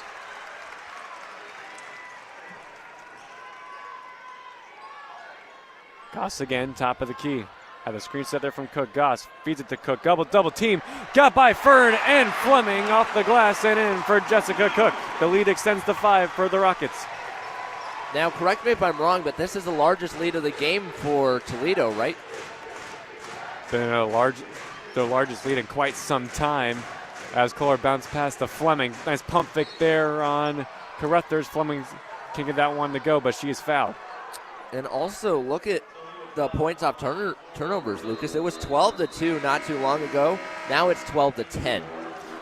Bowling Green going into a little bit of their own trap that has happened to them so often earlier this season. They have not scored in 2 minutes and 55 seconds. Points in the paint also. Now BG at 22-20. We've now reached the immediate timeout of this third quarter. The Rockets now lead 42-37. This timeout is sponsored by Juniper Brewing Company. You can find this menu on juniperbrew.com. So we'll step aside here. The Rockets lead by 5 with 4:35 left to play in the third here on WBGU.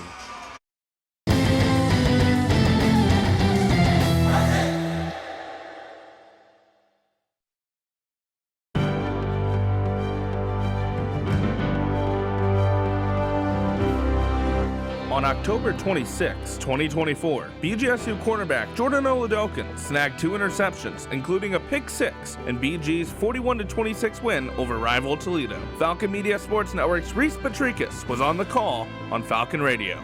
Minute 13 left to go. Ball picked off. Jordan Oladokin. He's got Green in front of him. Jordan Oladokin. 10, 5, touchdown Bowling Green.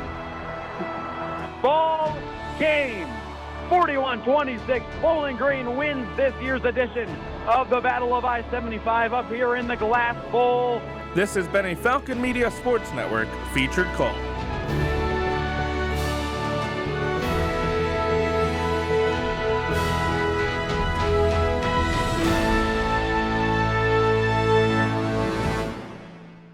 Here at Savage Arena here more than midway through the third quarter. The Rockets lead by 5, 42-37 over your Bowling Green Falcons. Lucas Kleinmeyer alongside Caden Knapp.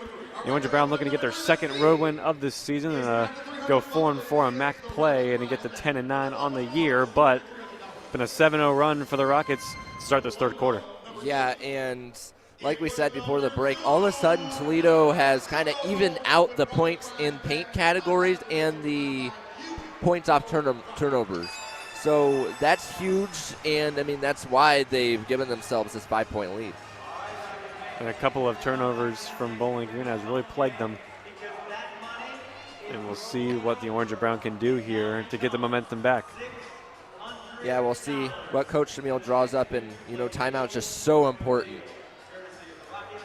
Yeah, Fleming leads the Orange and Brown with points with 15. Carruthers with 11 points for the Rockets.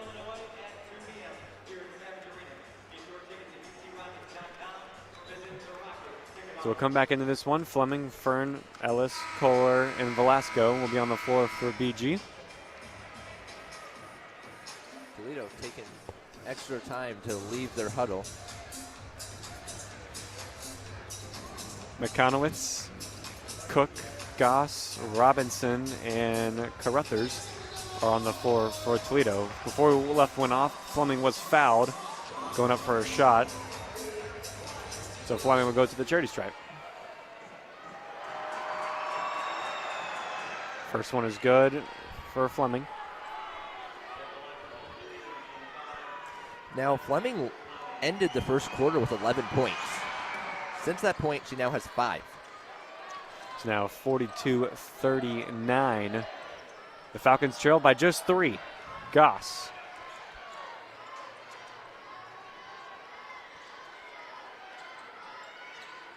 Here's Robinson. Carruthers. Goss again. And just went off Carruthers. Spin around shot there, Carruthers. That was a tough shot. They're no good. Rebounded from Cook. Rips that one away from Fleming. McConowitz. Robinson. Cook. Yeah, deep two. She decided to take it and elected to get it off to Goss. Goss moves inside. Shot clock down to 6. Bounce pass inside. Cook works on Ellis. Cook got around Ellis and lays it up and in with the right off the glass and in. Lead extends to 5. Toledo is playing so well right now, and they're just so motivated and they're locked in, you could tell. 44-39 Rockets. Kohler gets by McConowitz. Kohler dispossessed and stolen and turnover. Here's Carruthers on a one-way fast break.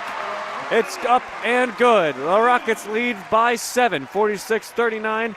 Here comes Velasco back the other way, however. Fleming drills inside. Fleming there. Basket won't count. She'll be fouled. Yeah, the Falcons have not made a basket in over 4 minutes now, and like we were saying in the second quarter with Toledo, they were constantly turning the ball over, and Bowling Green was taking advantage of that. Now that script has completely flipped. And you mentioned it at halftime, Caden Toledo is so good at second half adjustments. And it's been proven on display here. A lot of basketball left to be played. Fleming gets the inbound there, and not a lot of rockets on her, but the shot was off. Velasco gets the rebound, however. Fern. Still Velasco. We're down to about 3 minutes here in the third quarter. Velasco, tough shot, no good, but Velasco is fouled. Well, it seems like so far the only way the Falcons have been able to get points this quarter is at the free throw line, so you're happy with the foul there if you're Coach Shamil. I'll be Sammy McCown that'll be her third personal foul. Only 4 points and 4 rebounds for her this game. Velasco's first is good. 46-40.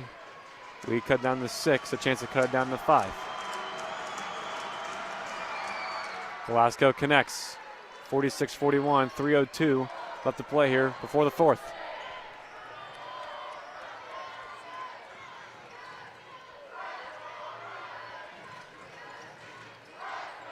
Here's Cook. Hands it off Dykstra. Guarded by Fern. Screen set from Cook. Dykstra moves inside. Goss passes inside. Cook got free. Cook up and good. Jessica Cook there beat Fern to that one. In the first half, that's a shot that does not fall, but like we said, the momentum just all in Toledo's favor, and it's helping everyone on their side. Velasco hands it to Kohler.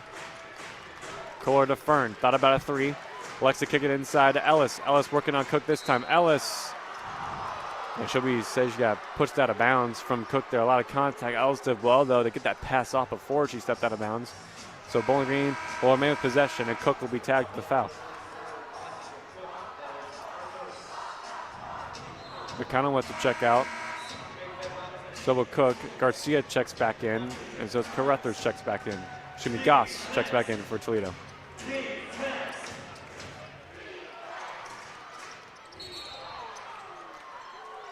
And that time, that's Taya Ellis getting fouled there. That's on Robinson now for Toledo.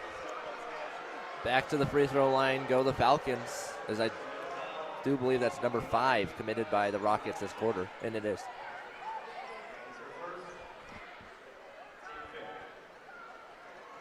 So Ellis would go to the charity stripe here.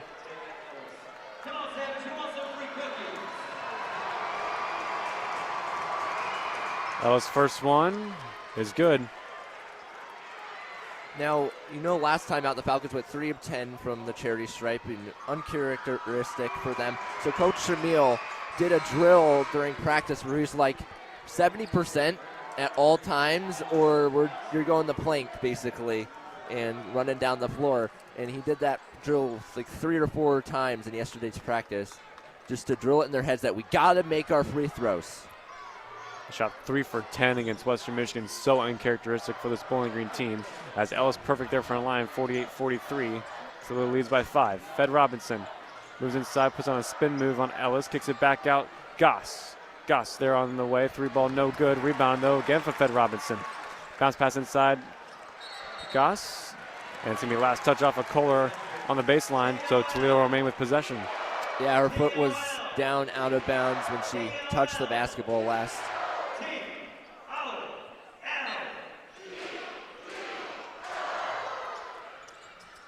Garcia had that one stripped away from Velasco, but I think a little bit too much contact there towards the face area there for maybe Velasco. Be a foul on Garcia. I will say the Falcons really haven't been fouling too much today. Velasco still in. Kendall Moxie's in for Bowling Green for the first time this game. Fleming. Here's Kohler. Fleming there, knocked it away and then scooped up from Ellis. Kohler. Gets it back here, Paige Kohler. Velasco Dribbles inside. Velasco has that shot blocked for Robinson, and the outlet pass will eventually get to Goss over a couple of deflection. Goss up and good. Toledo's at the 50-point mark, 50-43 Rockets. Down to a minute 10 left to play here before the fourth. And they've now outscored the Falcons in the paint by 6 points at 28-22. Backdoor pass from court to Fleming. She got free, up and in for Lexi Fleming. First field goal in 6.5 minutes, Lucas. 50-45. Toledo leads. Under 43 seconds left to play here in the third quarter.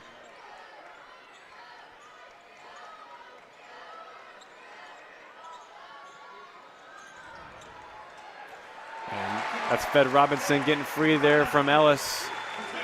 Nice pump fake, but up in the glass and in. The Rockets lead now by 7, 52-45. Shot clock is off for Bowling Green with 20 seconds left to play. This is a big possession. Fleming to Moxie. Hands it off Velasco. Fleming will shoot a three. Lexi Fleming, that one just short. Rebound, however, from Ellis. Ellis gets it back inside of Fleming. Fleming, nice fake move there, and as the buzzer sounds, she can get that one the fall. As a shot there from Lexi Fleming. They're 0 for 2 there towards the end. So that's how this third quarter will come to an end. The Rockets on top by 7, 52-45. The Rockets lead over your Bowling Green Falcons. The Falcons, though, have 1 quarter left to come back here and get a big win on the road. Will they do it? We'll find out here with 10 minutes of basketball left to be played. You're listening to the Battle of I-75 right here on WBGU 88.1 FM.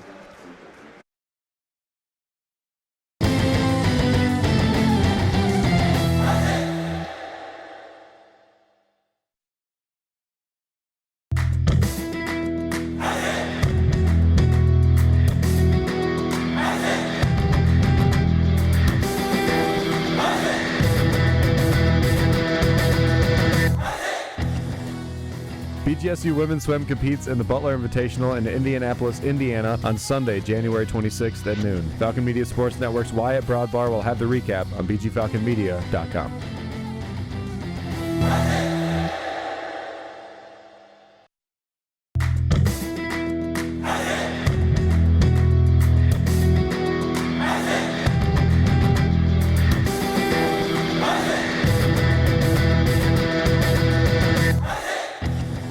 BGSU Women's Track heads to Ypsilanti, Michigan for the Bob Parks Memorial on Saturday, January 25th at 10 a.m. Falcon Media Sports Network's Holden Ruck will have a recap of the event on bgfalconmedia.com.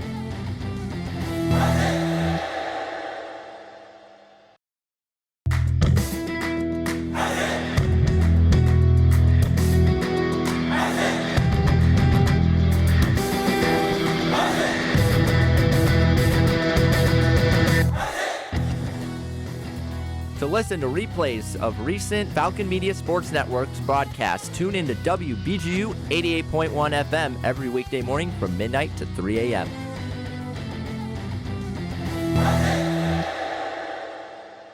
Back here, ready for quarter number 4 here at Savage Arena. Here for the first of 2 meetings between the Bowling Green Falcons and Toledo Rockets for the annual Battle of I-75 here. The Falcons, not a good third quarter for them. They find themselves down by 7 as Toledo leads 52-45 here, beginning the fourth. Lucas Kleinmeyer alongside Caden Knapp, ready to bring this one with you, ready to close this one out here as Bowling Green looks for a huge win and a big comeback win on the season. Yeah, and another stat that I noticed kind of completely flipped was the field goal percentage stat. It's now at 50% for Toledo and 48% for Bowling Green. Those numbers were completely flipped and well in Bowling Green's favor heading into that third quarter. So the 5 on the floor for Bowling Green when they come out of this one. Moxie Fleming, Donahue Kohler, and I do believe that's Taya Ellis for the 5th and final Falcon to begin the 4th. And you look there, Caden, it was just a very good third quarter there for the Rockets, outscoring Bowling Green by 25 points in that third quarter. Yeah. And, it's interesting that 3 of the Falcons' 5 starters not on the floor. Yeah, Shamil must see a look that he likes beginning this fourth quarter.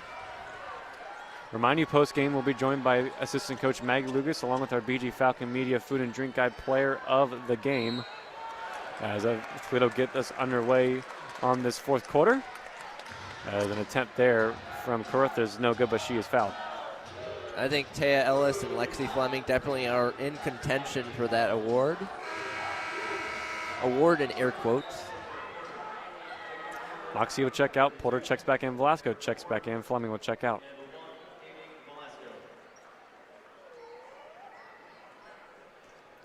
So first attempt on the way for Carruthers is good. So lead now extends to 8. And a chance to extend it to 9. And she does. So 2-for-2 trip there for Carruthers. She's now up to 14 points in this contest, 54-45. Lead almost to double figures for Toledo. Velasco, Donahue. Yeah, this is the largest lead of the game. Kohler dispossessed there. And the Rockets go on the fast break their way. Goss up and in. The leads to double figures. As Toledo, 56. Bowling Green 45. The lead up to 11 for the Rockets. The Rockets have quite literally turned this game upside down. Ellis trying to find Erica Poor. That was kicked off of McConowitz. And when I mean kicked all the way down to the other side of the court into the Rocket cheerleaders. Yeah. Wonder if she plays soccer. You have to have probably a little bit more accuracy than that. You would know that. Honestly, I probably wouldn't. All right.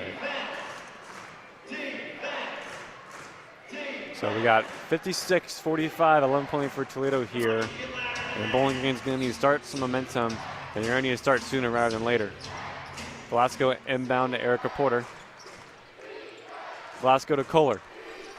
Kohler gets free, drives inside. Kohler up and in off the glass. Paige Kohler got the fall. Lee cut down the 9.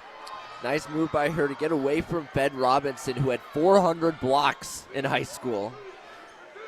8:52 left to play here in this one. Goss gets free in front of Kohler that time. And the lead back up to 11 now, 58-47. 8:45 now left to play in this one. Falcons need something to really swing it their way, both offensively and defensively. How about Paige Kohler connecting from by the Rocket logo at midcourt? Paige Kohler knocks it down, 58-50. Lee cut down to just 8. Big 3 on the way from the sophomore. Yeah, what a deep shot, too. Excited the Bowling Green fans. And now a long attempt here on the other way. This time from Carruthers, a 3 of her own, 61-50. And the Rockets answer right back. Velasco, Porter drives inside. Her attempt no good, but she'll draw the foul. And Lucas, that's how you erase a team's momentum, by just quite literally matching it. And Toledo just have answered the bell here offensively in the second half. You mentioned, I mean, they didn't shoot well at all. They shot 39%, like you mentioned. They had it into halftime, and those shots have gone in for them. Been a lot better and more clinical offensively. Their adjustments have worked out for them. Yes, 100%. Porter, first attempt from the charity stripe. Good. 61-51.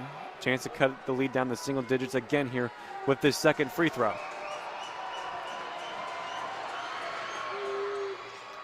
That one no good. Hits off the back and will fall. So still lead with double figures. 8 minutes left to play here.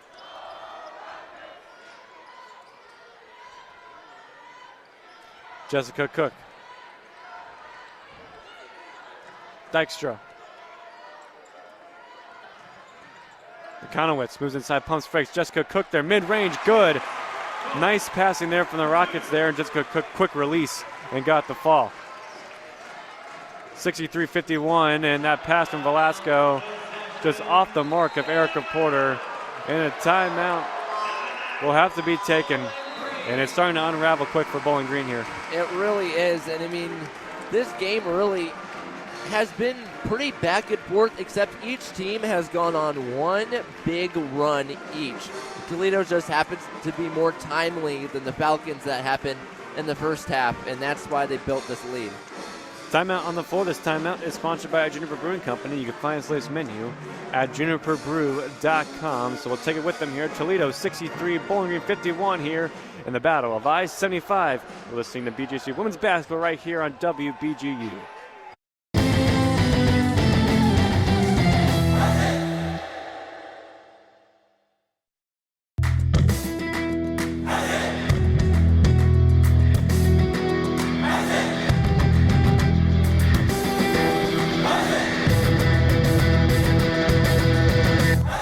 Falcon women's basketball returns to the Stroh Center to battle the Akron Zips on Wednesday, January 29th. Tune in to Falcon Media Sports Network's Caden Knapp and Foster Rostein, 6:45 for pregame and 7 p.m. for tip-off on WBGU 88.1 FM.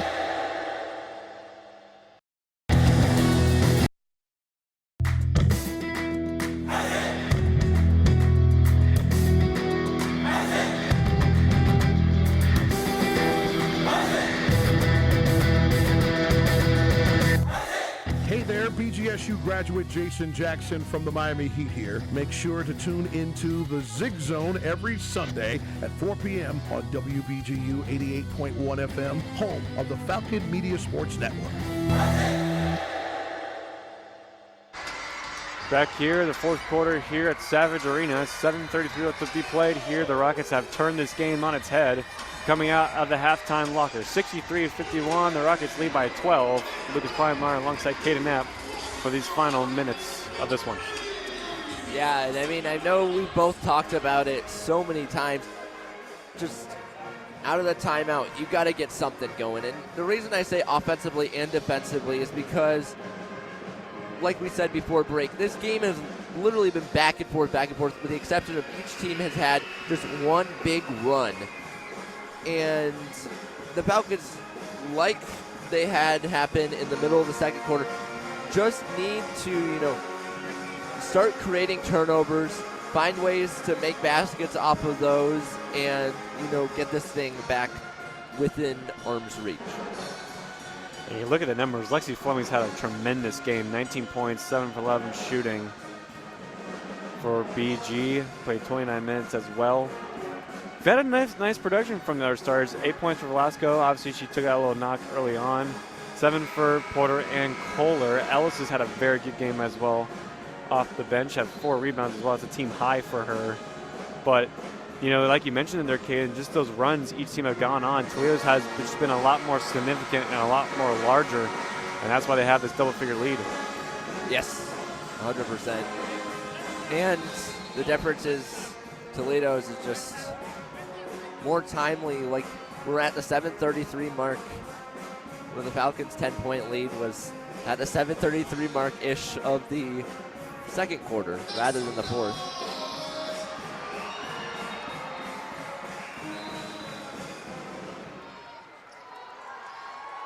So Dykstra will get this one back underway here at Savage Arena. Under 7:30 left to play here in Toledo. Here's Robinson.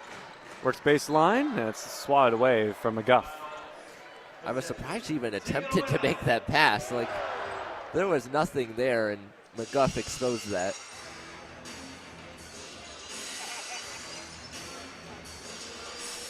Dykstra. Inbounds McConowitz. McGuff there inside. Maybe a little bit too much. Yeah, just a little too physical. But I will say, McGuff has done a really good job thus far at locking down McConowitz. Would agree, and they're going to get McGuff again here, I believe. So it'll be her third personal foul, and back-to-back quick ones for Kier McGuff. An interesting note with McConowitz is she's played at least 1,100 minutes in the last 3 seasons, and she's up over 520. McConowitz there working on McGuff, and that time she wins that battle. Lead up to 14 now, 65-51. Just showing her experience on that possession. Kohler Got the ball, whistle blown, and it's going to be off the ball foul. On the Rockets, we'll see who they'll tag. Fed Robinson will be the Rocket that will be tagged with that foul. 16th foul by the Rockets today. Here's Kohler, locks in loads there from 3. That one no good off the front of the rim. And that one won't fall. Here's McConowitz again. Here's Cook, open space. And Cook's going to let it fly. No good. McConowitz gets the rebound, however, from McGuffin. That one's no good. And rebounding there for Falcons have been a little bit off towards the end of that stretch. Kohler to Fleming. 6:30 left to play in the fourth quarter. Falcons down by 14. And now the foul is just continuing to kind of pile up on both sides.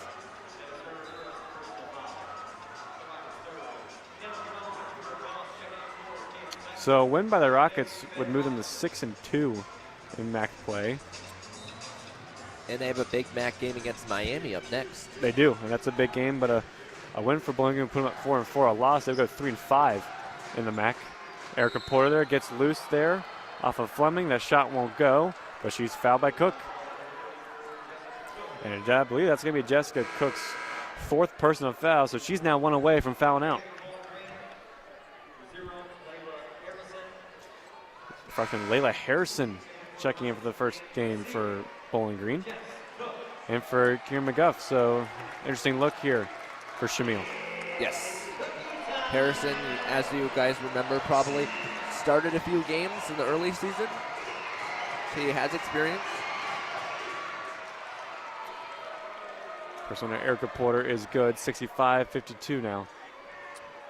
But yeah, looking ahead to the direct future for Toledo, you have Miami, then you go to Eastern Michigan, and then you go to Buffalo. Second one, no good for Erica Porter. Here's Robinson. Here's Garcia. Guarded by Erica Porter. Harrison guarding Robinson. Harrison. Fleming, guarded by Goss. Screen is called for Garcia. Fleming gets back to it. And now Carruthers puts it up, and a travel called on Carruthers. So a good defensive stop from Bowling Green. Yes, and I mean, that was just a case of trying to do too much with the ball with the clock running down quickly. So under 6 minutes left to play here in the fourth. Falcons down by 13, 65-52. Here's Harrison. Harrison dribbles inside. Harrison got an open lane to the rim, and that one won't go. I get what she was trying to do there, just didn't quite have the lane at the end. Kohler gets walled off by Garcia. Here's Goss again, feeds to Garcia. Fleming tried to poke that one from behind, but it left a wide open Rocket in the corner. And Carruthers as she drains the 3. And Toledo's closing in on their 5th consecutive victory on Bowling Green. Notice this, Lucas. In the second half, Toledo has turned the ball over 1 time. The Falcons have turned it over 6. And I mean, that's one of the differences there, along with Toledo just shooting the lights out here in the second half. As the lead is up to now 16, nearly halfway through the fourth quarter. At one point, Bowling Green led by double digits their own. The other one point, they led by 10. Toledo, from the third quarter on, have turned this game on their side. Velasco go to the free throw line here. Off that Toledo foul, first one's good.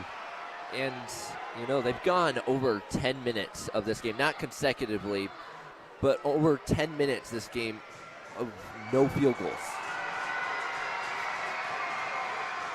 Velasco again there, 2 for 2. Now 68-54, BG down by 14. Right now they have not put the ball in the hoop when in play for 3 minutes and 22 seconds. Ella Weaver has checked back into this one for Toledo. Here's Weaver. Robinson had that one knocked away. Harrison. And backcourt violation for Toledo. How about that from the freshman Harrison? Yeah, putting on the pressure there and making it so Robinson kind of lost her focus there, lost the ball. Blasco to Kohler.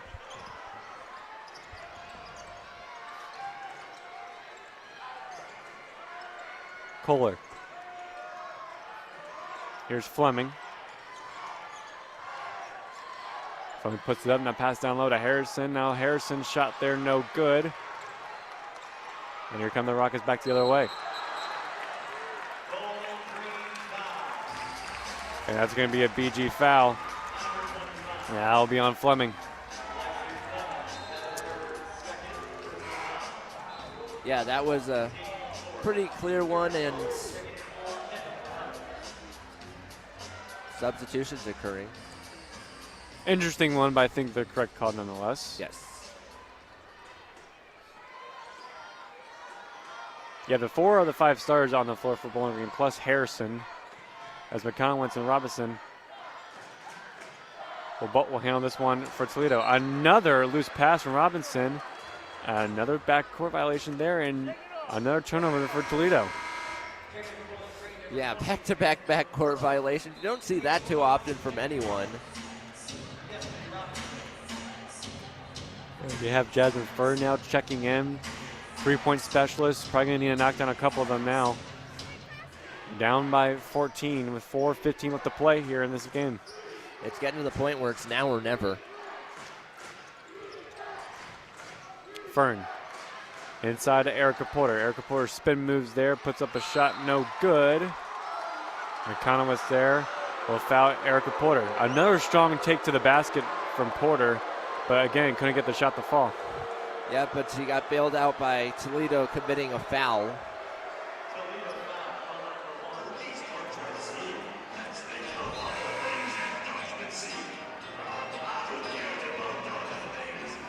So Porter will go to the free throw line. Fern will check back out for Harrison.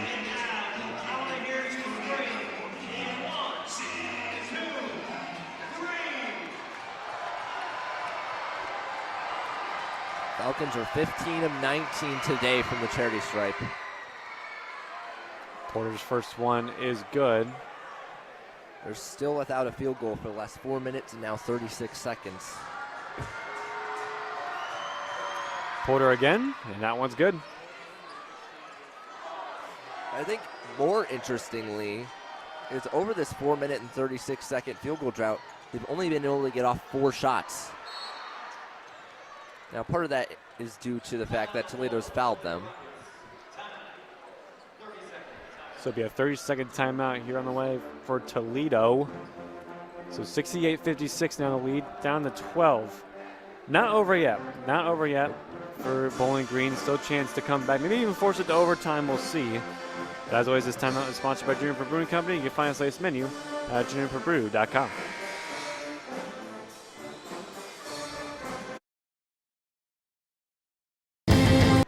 For Bowling Green. And really going to need to get going here offensively, especially from beyond the arc if they want to come back in this one. Yeah, you really are going to. All it takes is one, one to get going and then a stop on the other end, and then all of a sudden you have something. I mean, the Falcons, they're going to have to break the trend of not faring well when they get outscored in the paint today, because Toledo's outscored them by 12 in that category. And Paige Kohler, they're picking off that pass from Carruthers, and she just stepped out of bounds there and could have kept that ball in play. That was such a missed opportunity there for Bowling Green. What a great interception there from Kohler. Just couldn't turn that into points. And Coach Jamil knew that too by smacking the scorer's table over there. That was the type of play that could have turned this around.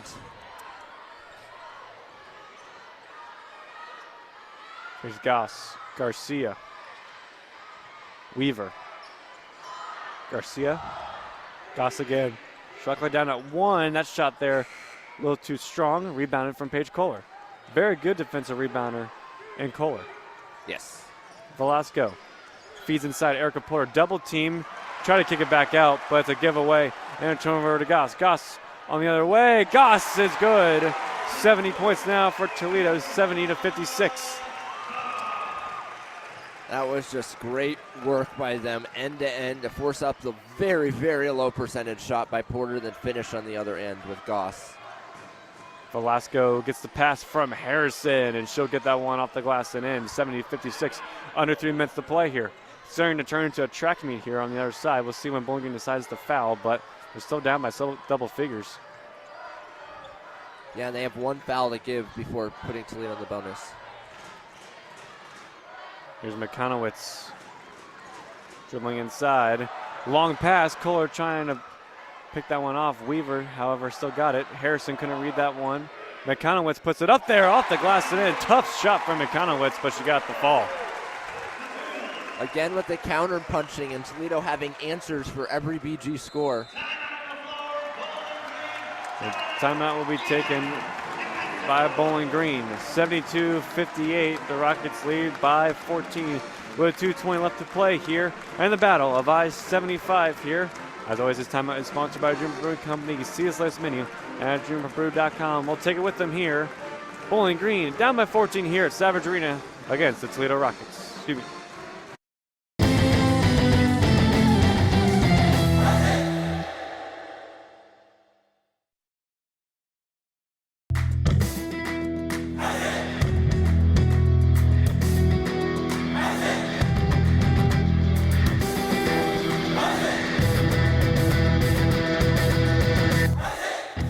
BGSU graduate Jason Jackson from the Miami Heat here. Make sure to tune into the Zig Zone every Sunday at 4 p.m. on WBGU 88.1 FM, home of the Falcon Media Sports Network.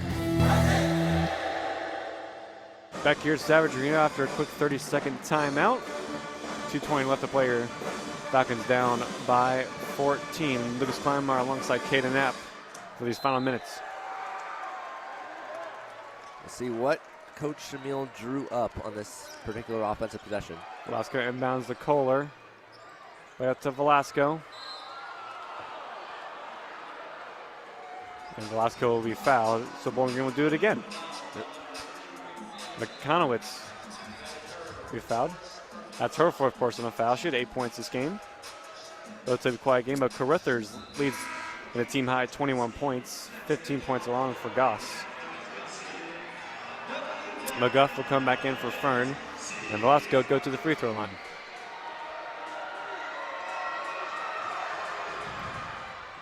First one's good for Velasco.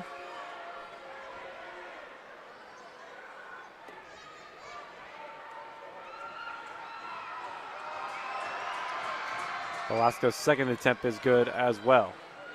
72-60. That's 12 points from the charity stripe this half. We're now down to 2 minutes. Rockets lead by 12. McConowitz. Wide open three in the left wing is way off the mark there from Carruthers. And Bowling comes back out the other way. Nice grab for Fleming. Fleming on a fast break. Lexi Fleming takes it. Fleming. Got it. So Lexi Fleming there. Count the basket and one. Now 72-62. A chance to make a three-point play and cut it down to single digits with 1:49 left to play. The only thing really keeping the Falcons in this game right now is Toledo fouling them and sending them to the line. Lucas, 42.8% of the Falcons' points in the second half have come from the charity stripe. And that's, I mean, if you're any statistician or any stat nerd out there, I mean, that's one of the main stats that'll stick out to you. Fleming can't convert on the three-point play. Still a double-digit lead for Toledo. Garcia. Robinson. Kohler. Now Toledo's just going to take their sweet time. Garcia long switch three in the corner is good from Goss. And that puts a big hurting on Toledo on the Bowling Green. 1:20 left to play here. 75-62. Basket is good there from Velasco in the other end. 75-64, 1:15 left. Well, Goss was wide open on one end and then Velasco wide open on the other.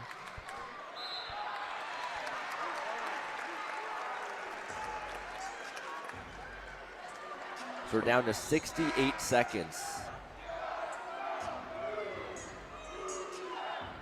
And a foul by Toledo, now going to the line to shoot for 2.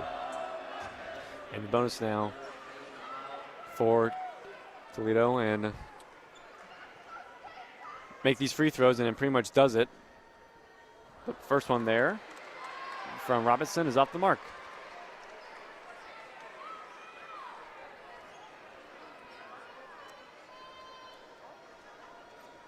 Robinson's second attempt off the front of the rim, and will roll in.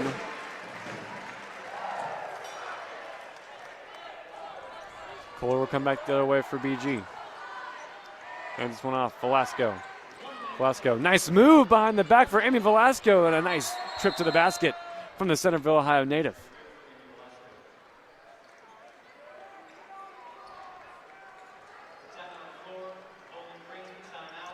So BG timeout, leads down to 10 with 57.6 seconds left to be played. Timeout on the floor, but we'll stay right here. Yeah, full 1 minute timeout, and you know, there's 57.9 seconds to go. You're down by 10. Crazier things have happened before. Interested to see what tactic you go at if you're Bowling Green. Do you instantly foul and just send them to the line, or do you try and create a turnover? Depends on the personnel that he has out there, and I think obviously at this point you're going to need a big 3. Yes. Down by 10, under a minute left. But give Toledo credit. Shot pretty bad in that first half, and they came out in the second half, and they have been pretty good. Sure to say, they shot plus 50% from the floor. Bowling Green has shot good as well, 51% from the floor as well, but the stretches that Toledo has gone on has just been a little bit too much for Bowling Green. Goss feeds it, McConowitz. Adjustments are so pivotal in every single sport. Toledo made the bigger adjustment in halftime. So another foul there for Bowling Green. McConowitz will be the victim of that foul. And it'll be Velasco's second personal foul of the game. Now her teammate, Goss, said to a writer for the Blade that McConowitz does the little things, and that's what she loves about her. So it's that player that's all over the place. And yeah, maybe she isn't hitting a huge point total, but she's getting the gritty steal. She's getting the big rebounds. So 2 made there. Lead back up to 12 for Toledo. 78-66, down to 42 seconds left. This timeout is sponsored by Juniper Brewing Company. My goodness. You can find this latest menu at juniperbrew.com. So a quick timeout. We'll take it with them. Bowling Green down by 12 here in the final 42 seconds here at Savage Arena.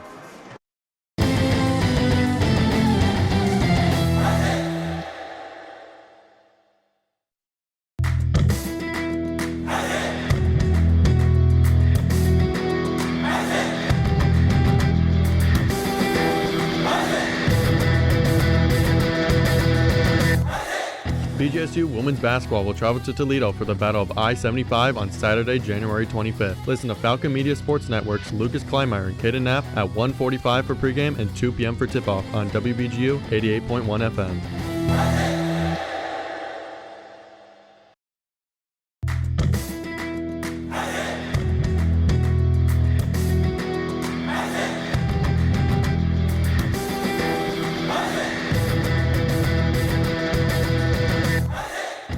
BGSU graduate Jason Jackson from the Miami Heat here. Make sure to tune into the Zig Zone every Sunday at 4 p.m. on WBGU 88.1 FM, home of the Falcon Media Sports Network. Back here, final 42 seconds here in Savage Arena. Velasco inbound this one. Gets it off to Fern. Fern hands it off to Kohler. Kohler dribbles inside. Kohler, tough shot, no good. Rebounded from McConowitz. McConowitz gets free. And Kohler will foul McConowitz. The near side official is saying out of bounds, which they are. Is what they're going to go with. I thought that was a foul too, Lucas, because the far official ran in saying foul, and just the contact alone. It looked like Kohler was clearly trying to foul McConowitz, and McConowitz looked over like, where's the foul? Kohler got hit a little bit in the nose from the McConowitz rebound. And they're still discussing it. But I think it's going down as a foul now because Goss is going to inbound this one. But I mean, I look like she might have stepped out from here, but I like our view we have up here, but I don't think it's the best view to see that quite call, so they'll go to the monitor and review it. And you see Shamil there. Shamil's probably unhappy with kind of the high elbow on Kohler. Well, we know how intentional fouls and flagrant fouls can really turn games around, so if BG gets one here in their favor, that could be huge. So this play will be under review here, but we'll stay right here. And coming up, you mentioned that big Miami game for these Toledo Rockets. Miami is a team that's been, I think, kind of maybe the surprise of the season for the MAC in a good way.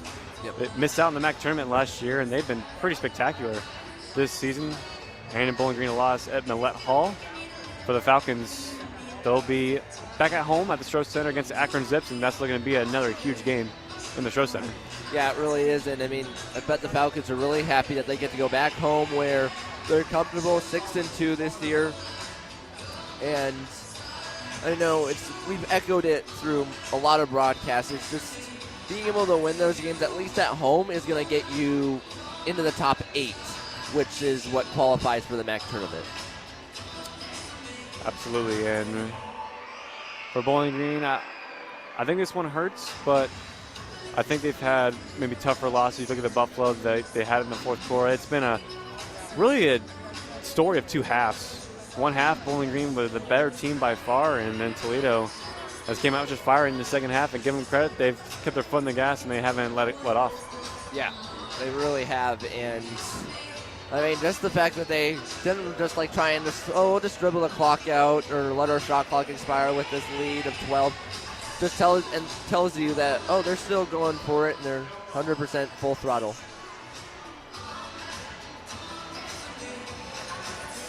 Donahue's in for Bowling Green. Goss fakes the inbound and eventually gives it off to Robinson. Still not fouled yet. Robinson just dancing around and hands it off to Carruthers. And now a whistle finally blown with 17.3 seconds left. And I believe they'll get Kohler for this one.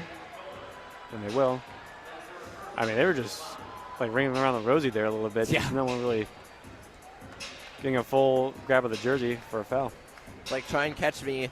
Destiny Robinson actually ran track in high school, a freshman. 2 shots on the way here for Goss. Chance to get to 20 points for her personally. She now has 19, 79-66. Toledo. For both Goss and McConowitz, this is their 145th game at the collegiate level. Goss again, 2 for 2, 20 points for her. Second on the team. Toledo had 2 players in double figures. 80-66, down to 13 seconds. Remind you, we'll be joined by assistant coach Maggie Lucas, along with our BG Falcon Food and Drink player of the game, Lexi Fleming. As that attempt from Velasco no good. Fleming there puts it back up. She'll have a team high 23 points. Down to 3 seconds. And that's how this one will come to a close here at Savage Arena. The Toledo Rockets and Bowling Green. A second consecutive MAC loss as the Rockets beat the Falcons 80-68 here at Savage Arena. And it's the 5th consecutive series loss, putting more pressure on the Falcons in that February 22nd meeting. You know why, Lucas? Because if the Rockets win that one, they even up the series at 45-45 overall. They do indeed. When we come back, Kay and I will wrap this one up along with our BG Falcon Media post-game show, along with assistant coach Maggie Lucas and player of the game, Lexi Fleming. Don't go anywhere listening to BGSU on women's basketball here on WBGU.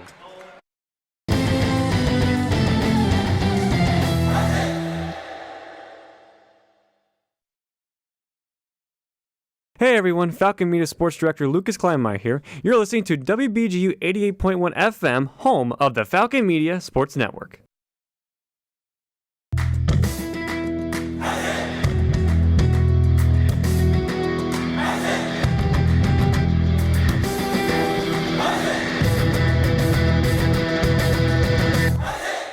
BG men's basketball travels 2 hours east to face Kent State on Tuesday, January 28th. Listen into Falcon Media Sports Network's Tyler Kavelitz and Artie Abrego at 6:45 for pregame and 7 p.m. for tip-off on Falcon Radio.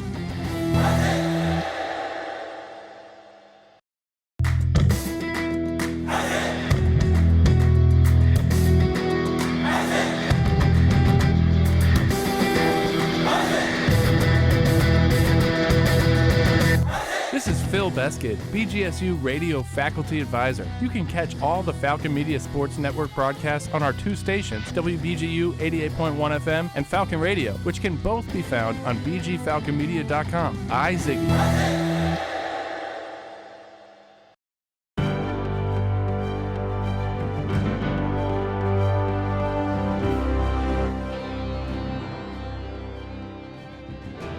On January 13th, Bowling Green State University Director of Athletics Derek Vandermeer announced that head men's soccer coach Eric Nichols had agreed to a 5-year contract extension.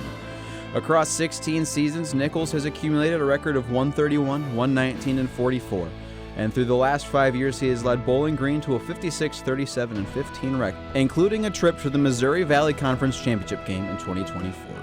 Since the 2020 season, Nichols has guided Bowling Green to 2 NCAA tournament bids, winning a game in 2021. He is now under contract for the 2029 season.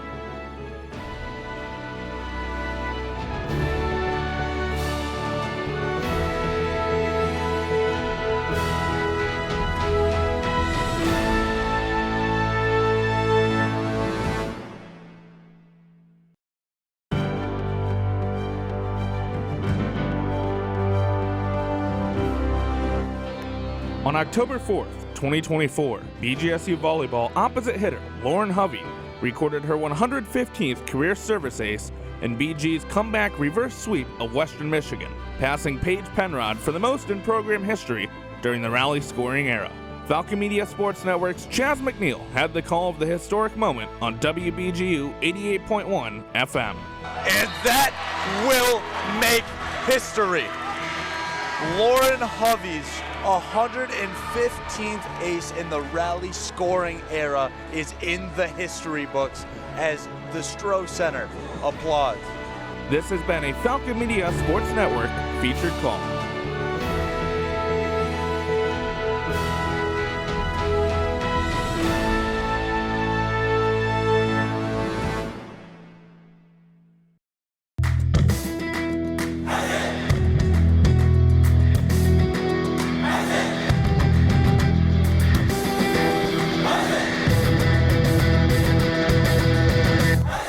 BGSU men's basketball returns to the Stroh Center for the Battle of I-75 against Toledo on Friday, January 24th. Join Falcon Media Sports Network's Tyler Kavelitz and Artie Abrego at 5:45 for pregame and 6 p.m. for tip-off on Falcon Radio.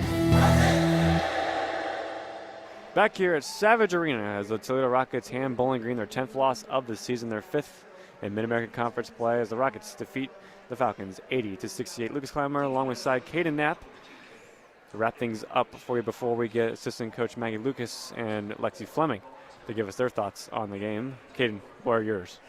Well, it was quite literally a game of two halves. First half was completely dominated by the Falcons in all facets. They felt really good there and going in the locker room. And then the second half, Toledo, you could tell, made so many adjustments in all the right places so that they came out guns a-blazing, and they just performed very good in that second half to overtake the Falcons and handily defeat them.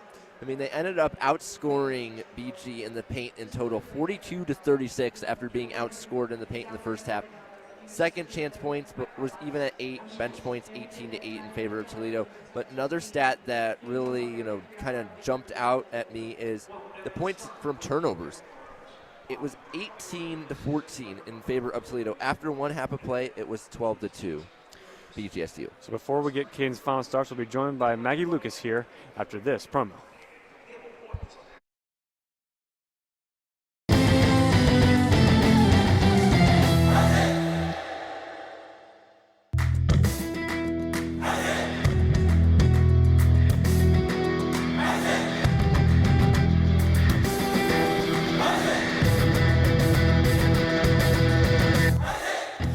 BGSU graduate Jason Jackson from the Miami Heat here. Make sure to tune into the Zig Zone every Sunday at 4 p.m. on WBGU 88.1 FM, home of the Falcon Media Sports Network.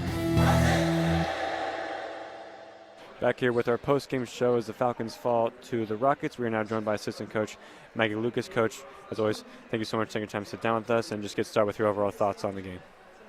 Yeah, I mean, tale of two halves. We were really locked in that first half, taking care of what we needed to take care of, and then just lost our focus for that stretch in the third. And it's hard when you're playing in such a great environment like this to kind of find your momentum again. So, that's something that's consistently been an issue for us. So we've got to, we got to fix it and, stop that snowball. Yeah.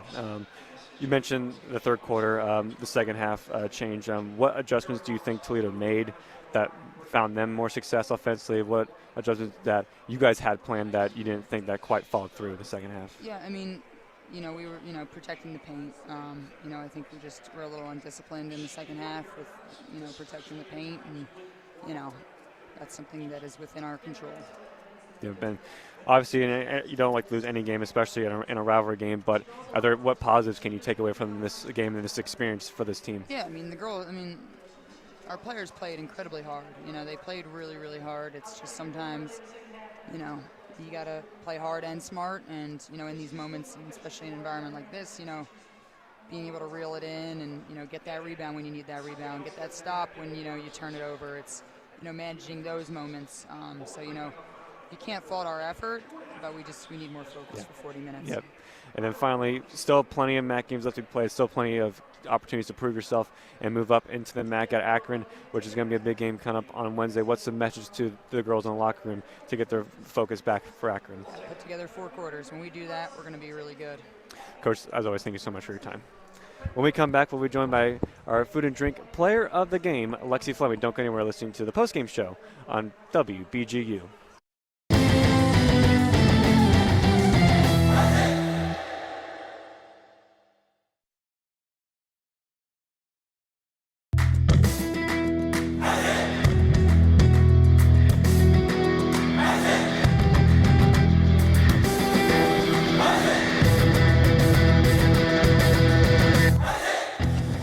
BGSU Gymnastics will battle Southeast Missouri State in Central Michigan at the Stro on Sunday, January 6th at 2 p.m. Falcon Media Sports Network Sam Morris will have a recap of the event on bgfalconmedia.com.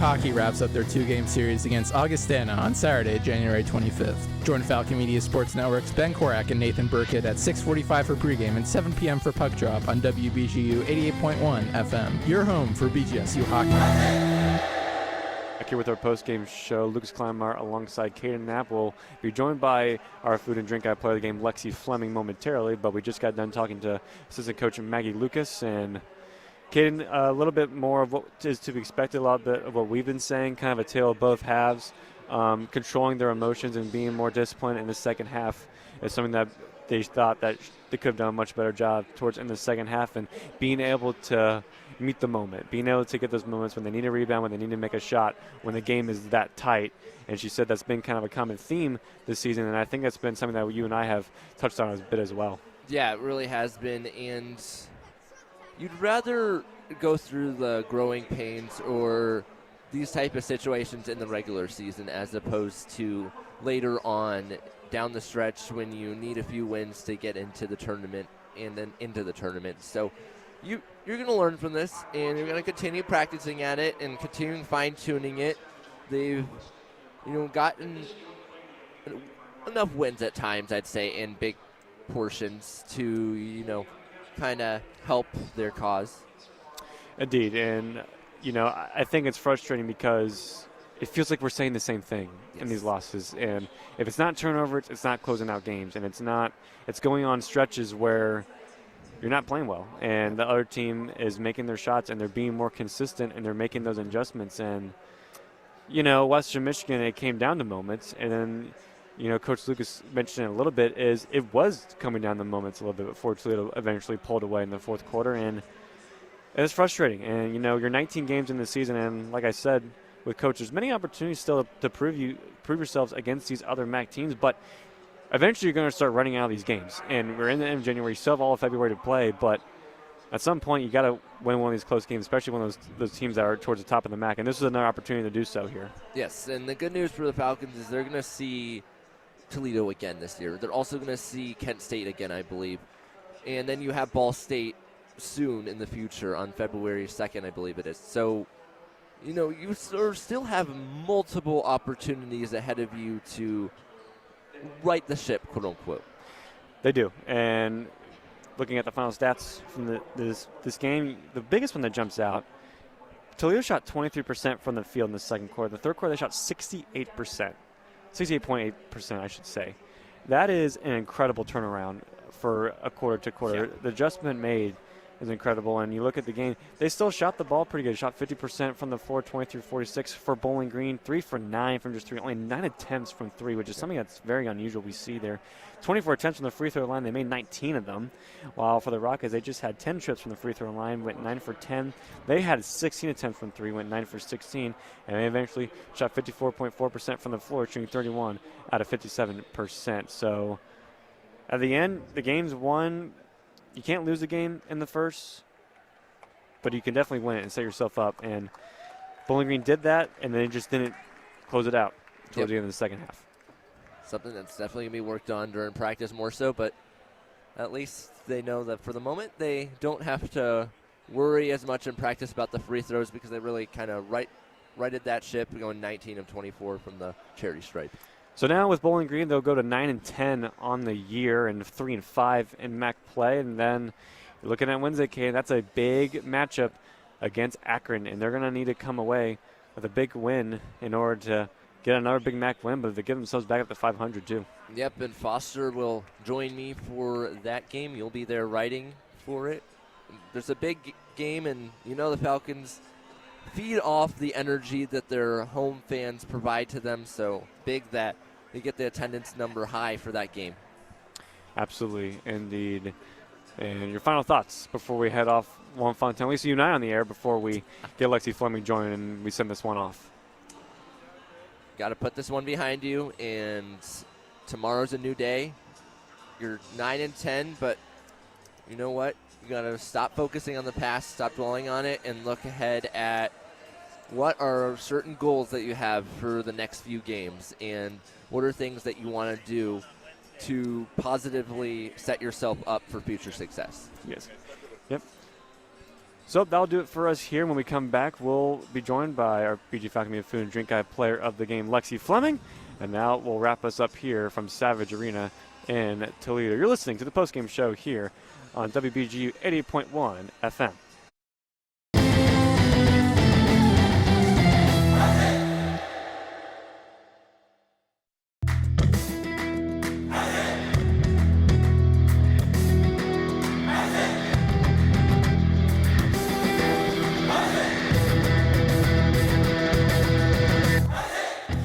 BGSU graduate Jason Jackson from the Miami Heat here. Make sure to tune into the Zig Zone every Sunday at 4 p.m. on WBGU 88.1 FM, home of the Falcon Media Sports Network.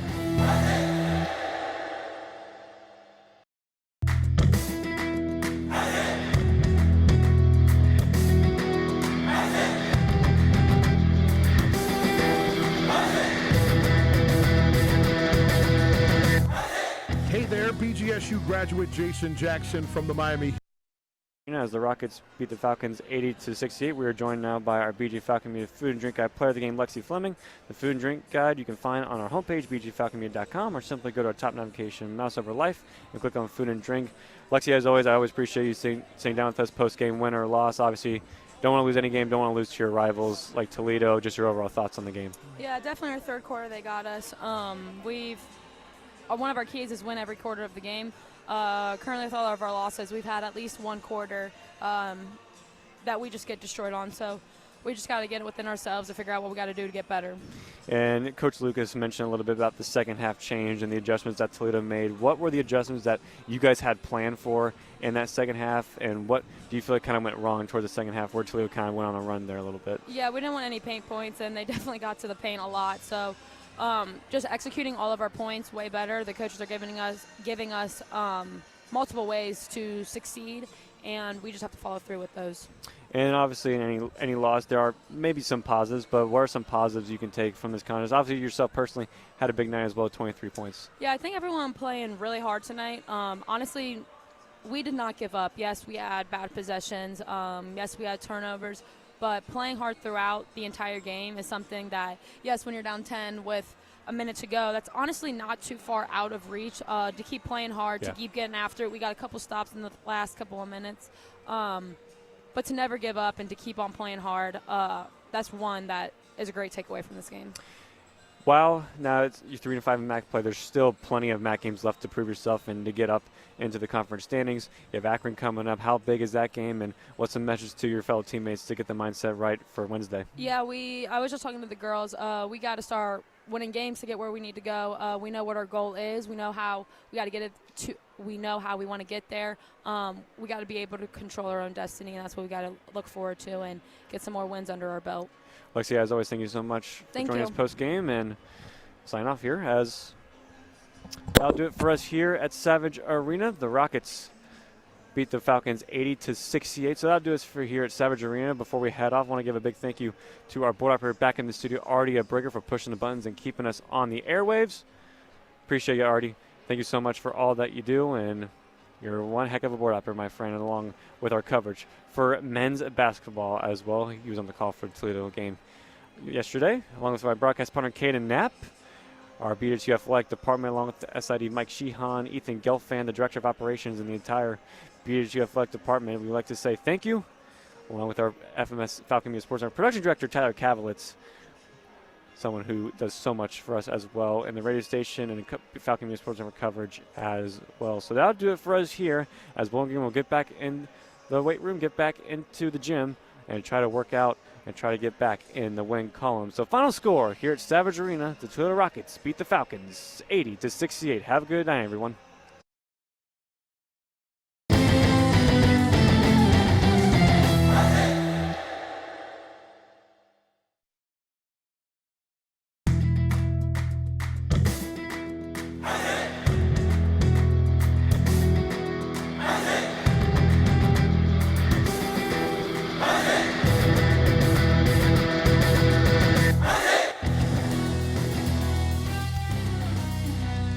This broadcast has been a Falcon Media Sports Network production.